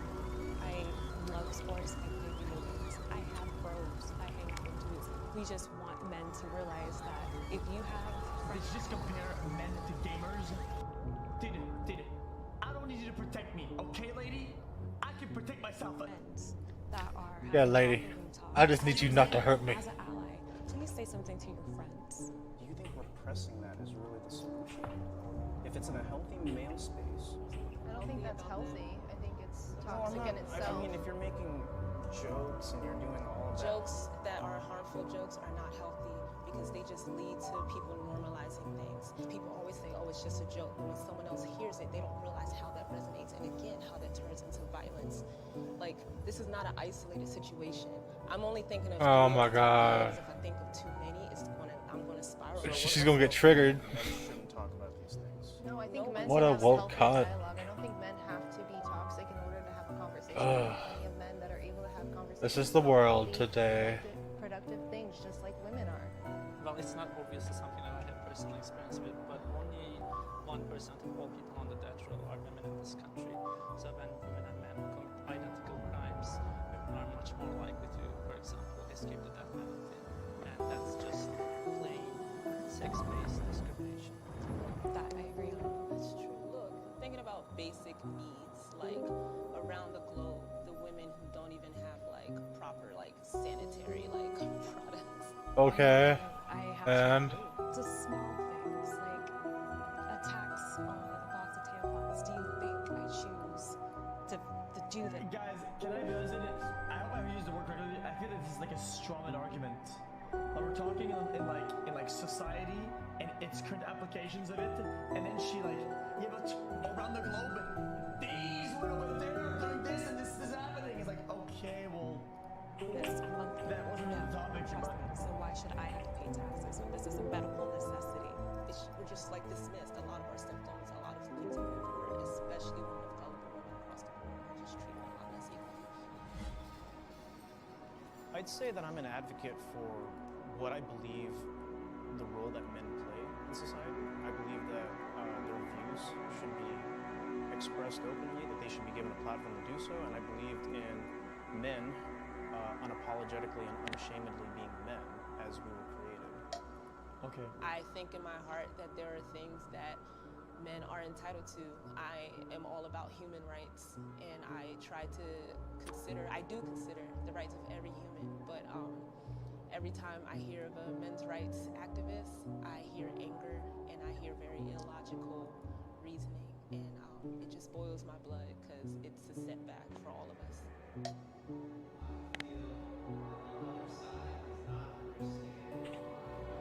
No, I'm gonna go.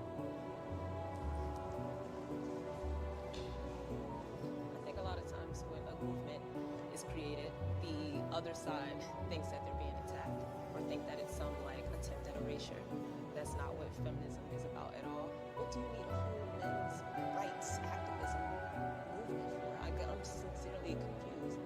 Well, I mean, like, I will advocate for positive masculinity. Women should represent all female outlets for men. I just don't think the Boy Scouts should be exclusively the Boy Scouts, for example. Those things.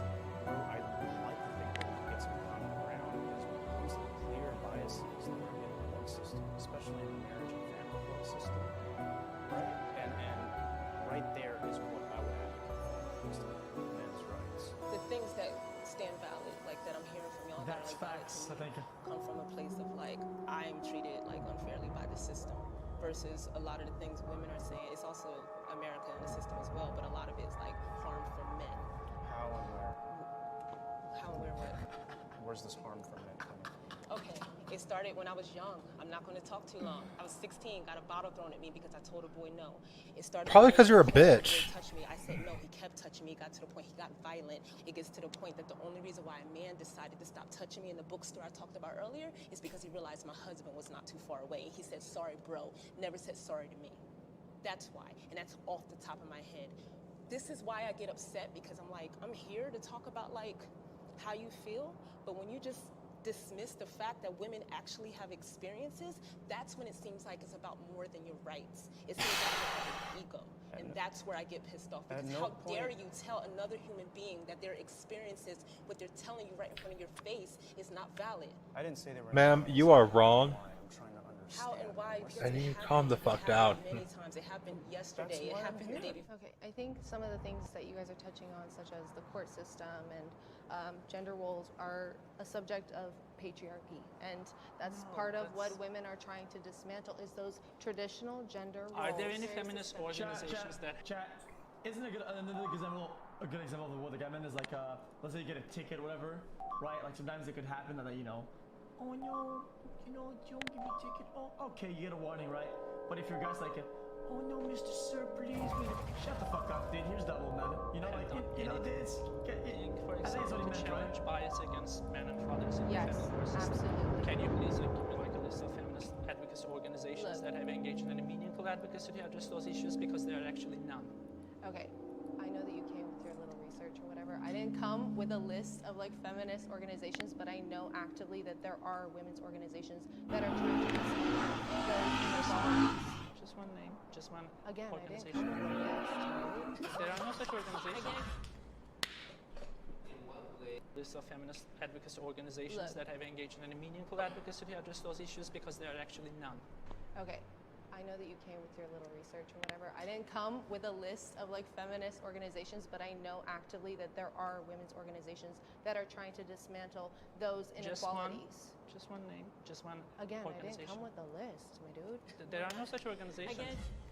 Guys, I don't think he asked for a list. I think he asked for one so he could at least have something to go on, dude. It's not research, it's just, you know.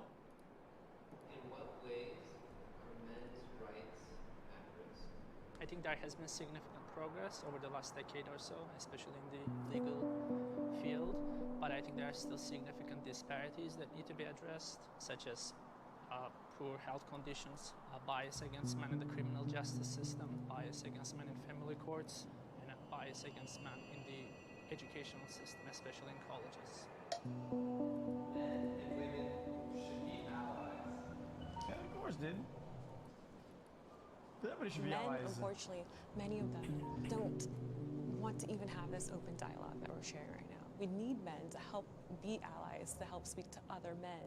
It strikes me like the way you phrase this, you almost want men to say certain things that you want them to say, as opposed to maybe actually listening to what they're saying. What certain Like things would I want to just hear? kind of like men being allies, men talking to other men, etc. I'm completely okay with that, but I'm not going to repeat like feminist talking points to other men. We all believe different things. We may be under the label of men's rights activists, but for example, I'm probably the most traditionalist person here. I think we should be allies, but maybe us being allies in a patriarchy wouldn't be so bad. You know, us going back to the past wouldn't be so bad. It would probably be a lot happier if we were, getting Oh my god, dude. kids and, going to church. This guy, dude. While speaking to the three of you, I feel like you're each coming from different perspectives. So it's hard to, again, just like our perspective, it's hard to generalize. So to me, I feel like there are certain things that, even though we're not fully agreeing on it, things may get lost in translation, our verbiage may not be 100% correct. Holy shit. We can at least agree on. Can I ask one question? What would you envision would be the ideal man with the end goal of feminism as far as educating men or working to dismantle whatever patriarchy is? Like, what does that man look like? It starts with childhood. We have to teach children as well as girls, because we're also taught, because of toxic masculinity, what a man should be as well. I think that we just need to hold men accountable. In order to kind of make progress, we need help from people that will listen. Because let's be real, when we express our concerns, a lot of men refuse to listen, but they would be more likely to listen to another man. Do you also feel like you have an ethical obligation to challenge other women or other feminist men? For example, they deny that men face discrimination. When it comes to things like, men can't be abused, I've had this conversation with another woman, and it's the idea that just because a man may be physically stronger than us, does that mean they cannot be abused? And because of that, again, fairness, women need to be held accountable as well. I want to understand their viewpoint. As a woman and a woman of color, That's true. That's true. Don't say question mark. That's true. how it feels to be disenfranchised. So I want to understand why they feel the need to have a men's right movement. Guys, it's true, man. If you're in a household, okay, and the girl is smacking and rolling the dude, okay, even though the dude might be physically stronger, and if he claps back, he's gonna send her in a coma. Maybe his morals and his ethics say, don't hit back, and he has to take it all the time, dude. And that needs to be denounced or whatever, dude. It's reasonable, dude. And yes, in the general perspective of things, men have a higher lung capacity, a different bone structure, fucking bone density shit. I don't remember, right? And if it, you know, if they were to clap back, it would probably, you know, do more damage. But you know, doesn't mean that they do it.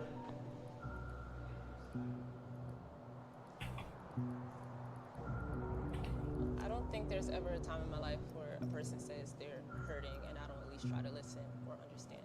My only thing is that I want the same in return. So when I'm genuinely saying I'm hurting or I've been through something, and it's not just a personal experience, because I actively do this work and surround myself with women saying I've been hurt by a man before.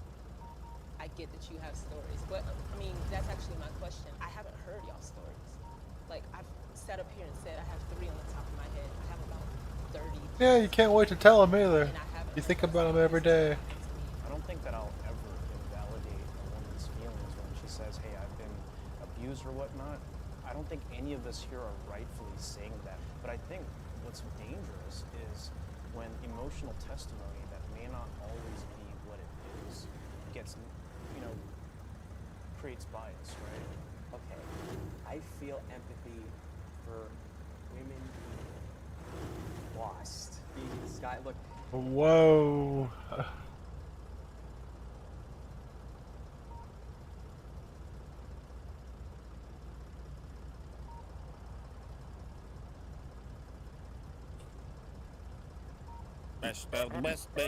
Best stuff. Drop down. Come on. Is anyone hollering? It's hollering. Are you hollering? It's me, your boy. I don't even know. It's time to holler. It's like if my boy hollered, I wouldn't even know. You know what? I have to say, like, and I mean, maybe I'll regret saying this. This hasn't been noticeably any worse than the other levels. Oh, has it not? There we go. I knew I'd knock something loose with a statement like that. I'm gonna do it all over again. Oh, God. Oh.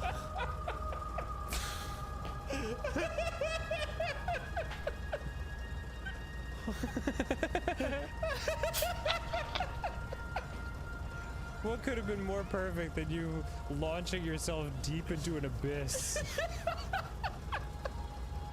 It was directly in front of me. Spiderwebby abyss. Oh my god. Oh man, this is so funny. Do you want to pause it and get back to where you were? Oh man. I bet you could zoom back if you're not splitting your attention. Alright, fine. I'm getting on call. I'm gonna ignore it. Do you think Sonic like wakes up in the middle of the night in like a cold sweat, he had like a nightmare, and he's like, I'm Sonic, I'm Sonic, and then he wakes up and he's just like, I am Sonic. I had a dream where I was going slow.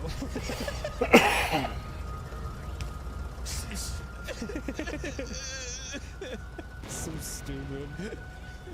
Dream where I was going slow. My dogs weren't the right type of chili, and I was going slow.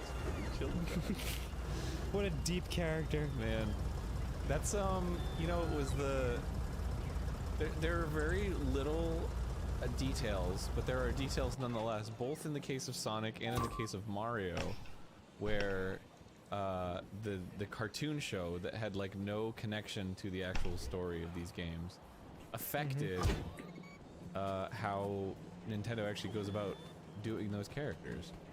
And how so? For Sonic, one of those was chili dogs. That was never like a game thing. It was only in the cartoon. And yeah, I guess that is an extremely random thing. yeah, but they ended up giving him, and it wasn't very frequently, but they ended up giving him like a chili dog in a game. I think he had it in Unleashed. He had a chili dog. Oh, he definitely had it in Sonic and the Black Knight. Yeah, yeah. But Mario as well, the whole thing about Luigi being like a scaredy cat was from the cartoon. Really? The one with Captain Lou Albano? Yeah. He's like, oh, Mario, I don't know! Like, he's like a scaredy kind of character. And that wasn't ever, like, established at all. He was just kind of like, I'm just taller Mario. Man, I wish they'd make some bold choices. Yeah. Like Sonic had like illegitimate children all over the country. Tails smokes. Sonic! Sonic, can you pick me up some menthols?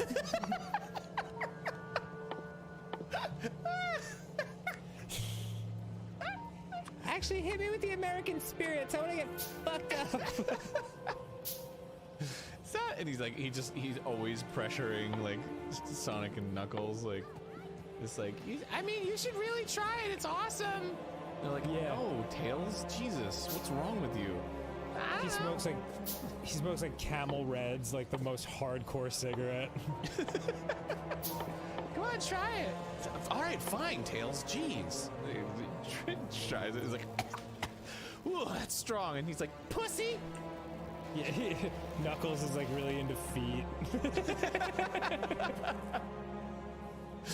Oh, Sonic. Damn. Where you going so fast? You have big feet over there? Darth Vader's probably like the only spoiler I've ever been given where I was like, I guess because I was too young to care about spoilers. My friend was just telling me about Star Wars, and he told me like what was going on and who Darth Vader was. And I was like, no way, that's crazy. You know, like I had the real reaction just without seeing it in the movie. What? That was better than if I had seen it with like build up and artistry. Oh. Yeah. Yeah. Hearing it from fucking Jimmy in the elementary school bathroom. Well, the craziest part must have been, you know, as the movies came out, because like there's a 3-year gap between the first and second movie when you find out all that stuff. Oh yeah. So what the fuck? I mean, what the fuck? Sorry, go on. No, I wanted to give you your moment. Jesus to enjoy. Fucking Christ. If that shit happens again, I'm gonna scream, dude. Scream it out. I love your screams. In fact, it's quite possible that Matt Watson's scream when we stole his star in Mario or Mario Party was one of the greatest moments this show has ever had. Yeah. It sounds like the scream of an animal that just came home and its nest has been destroyed. No, stop. Oh my God. I'm sorry to laugh. Aaron threw down the controller and has his head in his hands. He's very angry. I'm not doing anything like that's like not normal. It just fucking launches you off the side of the stage. I'm gonna nudge my headphones off so this isn't right in my ears. Jesus Christ! I can't believe this! I can't believe this is indefensible! Like, give me a fucking break, dude! Unbelievable, man! It makes me, you know, it's just that it's not just that it's bad, cause like whatever. It's that it's bad and that I know people are gonna fucking criticize me for it's not even my fault! And there's plenty of stuff that I do on fucking Game Grumps where I'm like, oh, this game sucks. And it's something I clearly like missed or like, it's like, the game fucking told you, idiot. And it's like, okay, fine. This shit is ridiculous! It launches you off the fucking stage! Period! Oh boy. God fucking damn it. Ugh, man, why do I do this to myself? Oh, how many times have I heard you ask that very question to the heavens? It's like, jeez, man. Why did I choose this path? Could've been a fucking cartoonist, man. Sonic Heroes. You're not gonna get love out of this. But you're like, we're already on the final fortress. Making excuses to stay together. Yeah, it's like if you told me this at like the egg fleet, I would have been like, all right. No, egg fleet was still too far. Egg albatross. Oh, okay. I think you would have needed to. Because by this point, you're already married with kids. But I knew, you know, I still knew at Yeah, Egg Albatross. I was fucking screaming about it then. Maybe subconsciously you feel like you deserve it. Oh my god, you're so right. Yeah. That's exactly what it is. Yeah. It's just like that's not a statement on abusive relationships in general. That's just a statement about this particular one. Yeah, this one between starring Aaron and Hansen. Sonic the Hedgehog. God, you're so right. What an absurd concept. I feel like I fucking deserve this. Like, this is, oh my god. It launched me off the stage without affixing me to the rail. Now I gotta do the whole damn thing over again. Alright, let's pause the episode. Why? What's the point? What's the point? Because if we don't, then it'll be half an hour before you know it, and you won't have gotten any farther, and you'll be like, we've already played for half an hour! You know how it goes. Yeah, you know the reason. But, like, what's the problem with that? Like, that's what I'm asking. What's the problem with that? I mean, this is...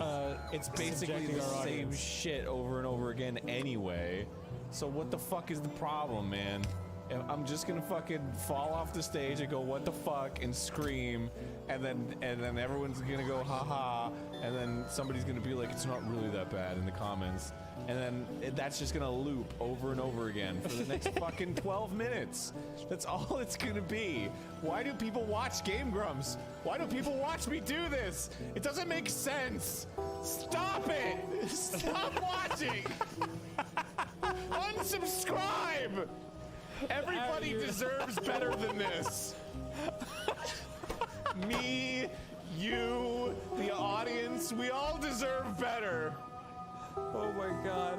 Meanwhile, you're proving why people watch it and love the show because you're having a full-on emotional breakdown over a blue hedgehog. I'm not the first, Stan. For and the I certainly won't be 800th the last. Fuck, man. Oh my god. You slay me, brother. Yeah, thanks, man. Oh, hey! Oh. Alright, you gotta fuck these bad boys up. Okay. And then fuck these bad boys up. Fuck them up! Smack them in the chin, motherfuckers! Tails it up! Tails it up, motherfuckers! What if I made a popping sound every time I said a word that ended in P? Like, what's up? Would you still be my friend? I don't know, man. That's a deal breaker. Right. It's pretty dope. That's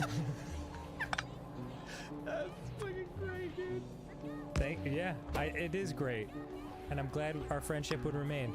Yo, what the fuck got into Tails? He's a beast. I don't know. It's fucking wrecking shit. Wow. What the fuck got into Tails? I mean, seriously.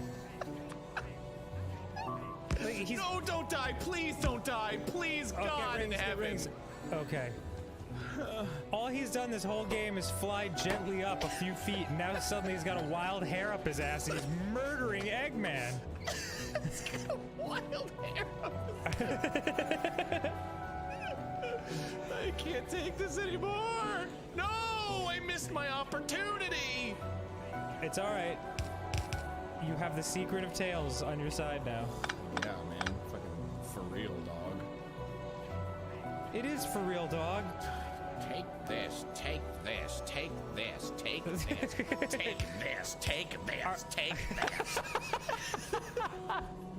All right, that's good enough for today, Ted. We've got everything we need. Take this, take this, take this, take this. This is a vocal booth doing that for half an hour. They're like, we're almost out of time. We didn't book enough time for. Take this, take this.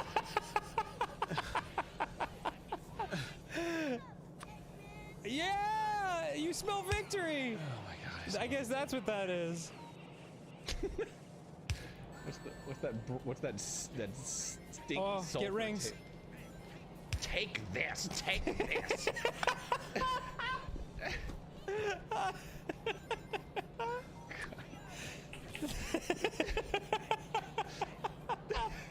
Just keeps going, man. Take this. I can't fucking. Oh, my eyes.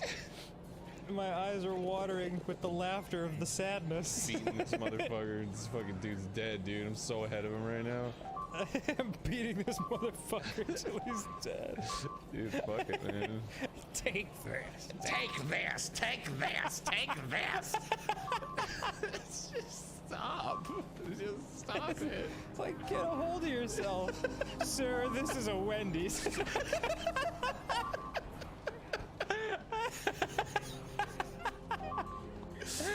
Oh my God.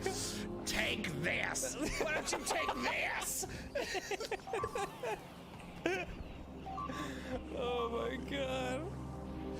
Hey, motherfucking emperor, bitch! Bitch! Yes! Fuck you! Oh, I'm so happy. Take I'm this. so happy for you. Tails isn't even like allowed in the high five, even though he did everything. I'll just give thumbs up in the background. Oh my God, oh my God, oh my God, oh my God. Time 3 hours, 55 minutes. 19 seconds.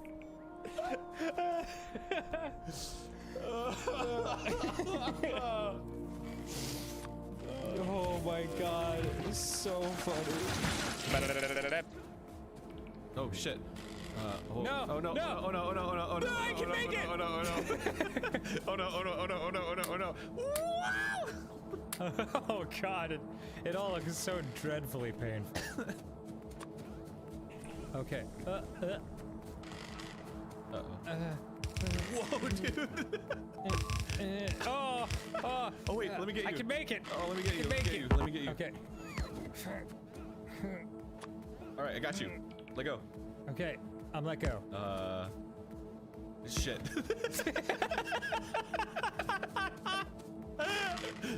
Well.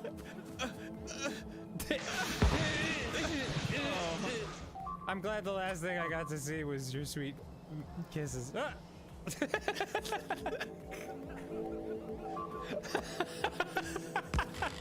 Gotta be away. Oh my God! All right. I got it. Oh my God! Really? It's going normally. Whoa! I made it to the thing. Whoa. Did you die? Oh, I died. Oh, that would have been it. It nicked But my ya. face caught the edge right at the end. Dang. Ah, Cricket, did I get you? I'm grabbing.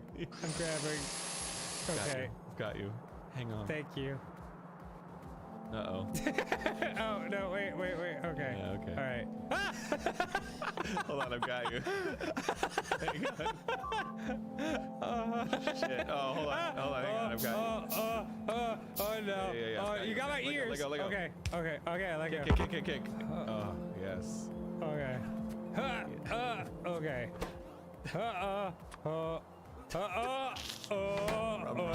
Ryan, you good. All right, Okay, here we go. please do.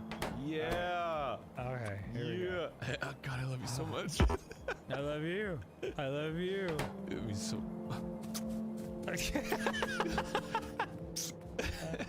All right, stop. God, you smell so good. Stop. All right, we're free. Get up where? The top, the tippity toppity. Is it tippity toppity? Yeah. Oh. On in the oven. Okay, I'm dead. I want to eat. I have died. One that's sent from heaven. That's such a stupid song.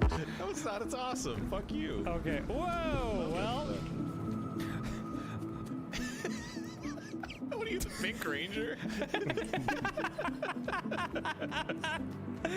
Woo!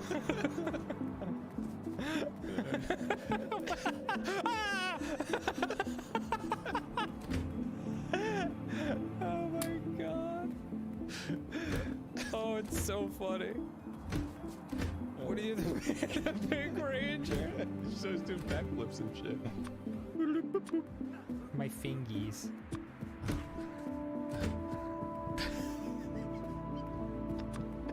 Okay. Whoa! Aaron, stop! What are you, a real rabbit? Come on! You died. I know, because you flew away and I got scared. Don't blame your emotional weakness on me. No, I had 1 second to figure it out. Blame it on your father. Oh. You alright? Buddy? Just true. Here I come. Here I come. Here I come. Oh, you messed it up. Oh, there we go. Oh, there we go.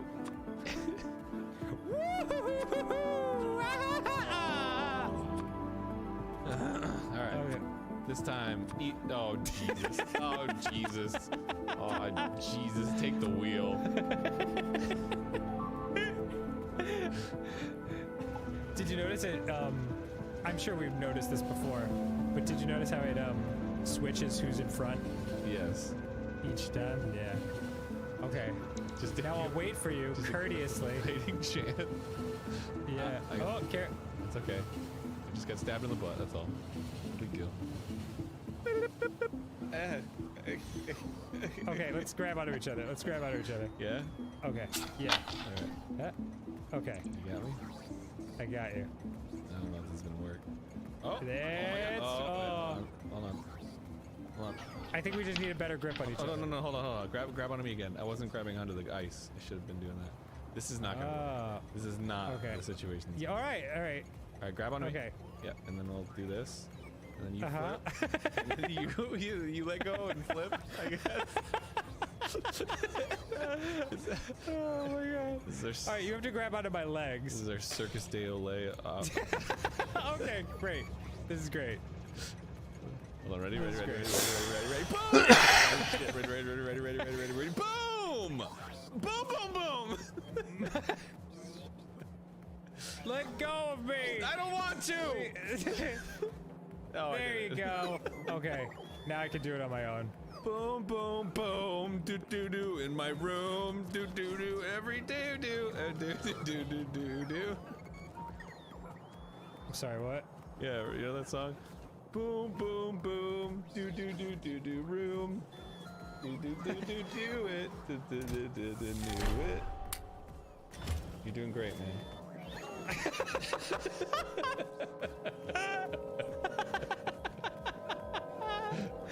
Oh, I'm in hell. This is absolutely what hell is. Oh, yes. God, I'm awesome. I think I'm dead. Fuck. God, I'm awesome. That was really smooth until I fell off the fucking stage. Ha! No! Yeah, yes! Got it. Yes! Okay. Alright. Beautiful fucking man. Oh shit. Stop! I didn't know there was a hole there. Oh! That's so agonizing. Alright, here we go. I think I feel I'm the one that fucked up. Oh god. Okay, I got the carrot again. Oh, nice. Just live. Just live. Okay, this thing is gonna fall into the hole. I don't think it. Yeah, it did. Oh, sweet, dude. I don't even have to worry about it. Oh, oh my god! Oh my god! You're so lucky we're in different places, or I'd be punching you right now. Boom, boom, boom, boom.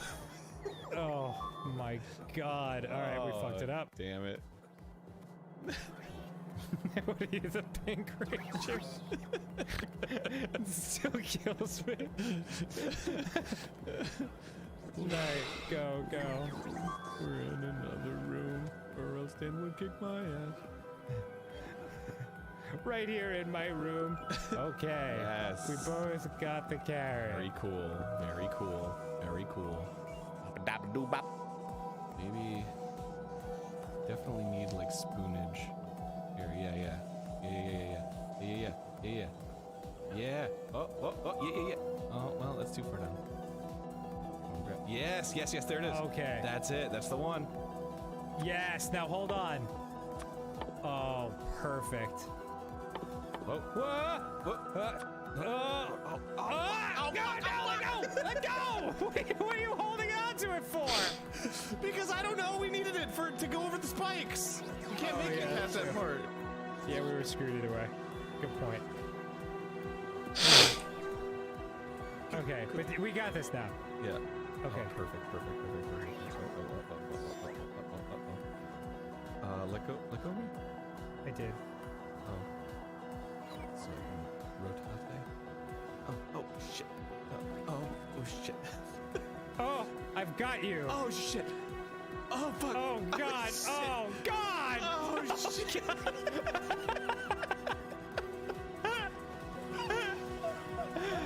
Holy shit. Okay, awesome. Awesome. Oh my god. Oh, it glanced off you. Don't get hit by that one. Like water off a duck's back, dude. One more.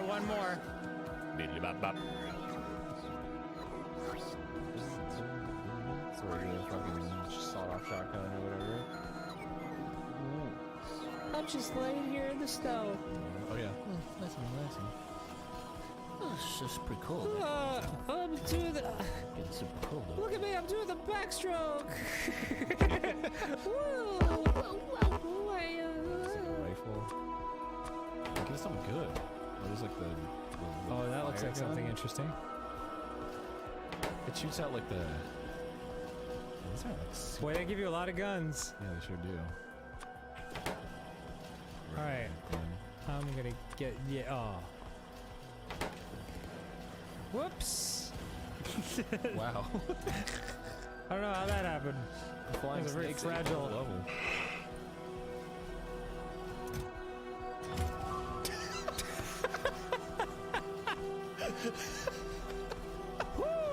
I thought I could make it. I thought I could make. I remember you saying that once before. I thought I could make it. Well, no kidding. That is the best.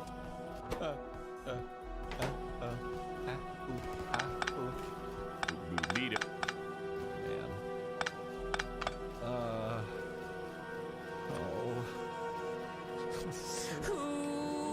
What is this? What is the situation that you're doing here? What do you mean? I don't know. I just don't see any like rhyme or reason to what you're doing. Maybe that is the rhyme or reason. Maybe that's the reason for the season. Sorry.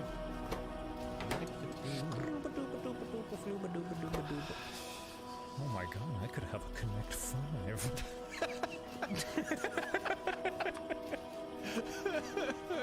The game just overloads like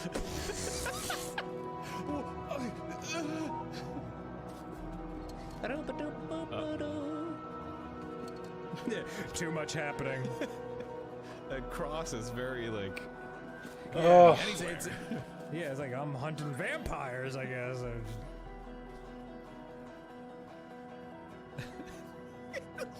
Music is killing me. I know, it's really funny. That part, like, he just really lets go, you know?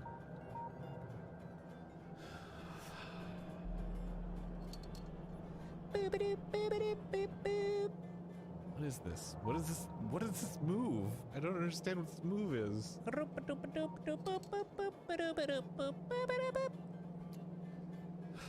I'm made so nervous by your actions. It's like, this is like chess times 1,000. It's really not. It's like, I can't stress how not that it is. It's like chess times 1,000. It's fucking dropping checkers into little columns. Oh god, it's like the 3D shit they're playing in Star Wars. Oh boy. Bop-a-dop-a-doo-bop. Mother, could you please turn it down? Yes. Are you also lit because you're not staying home from school if you're only turned? Of Of course I'm lit, Mom. God. Of course I'm lit, Mom. I've been lit since like 4 this morning. You saw me be lit. I was listening to the Kids Bop version of Ring on it, or whatever. Single ladies, Aaron. Single ladies. Okay, here we go. I don't know anything about Beyonce, dude. Oh. Well, look at you. Ooh, that's a nice clean shot for you, Holmes. I would slow clap, but I simply don't have the strength.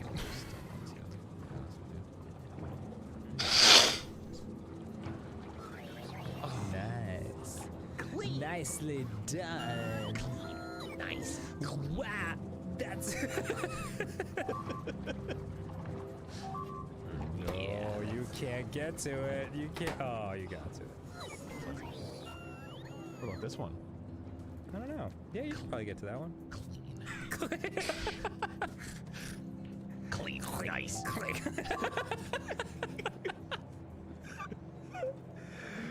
Oh man. Hey, I'm getting them in order too. Look at that. 1, 2, 3. Primary colors, baby. It is nice. Damn it. Number 4. Clean. Clean. Nice. Shut up. Oh my god. All right.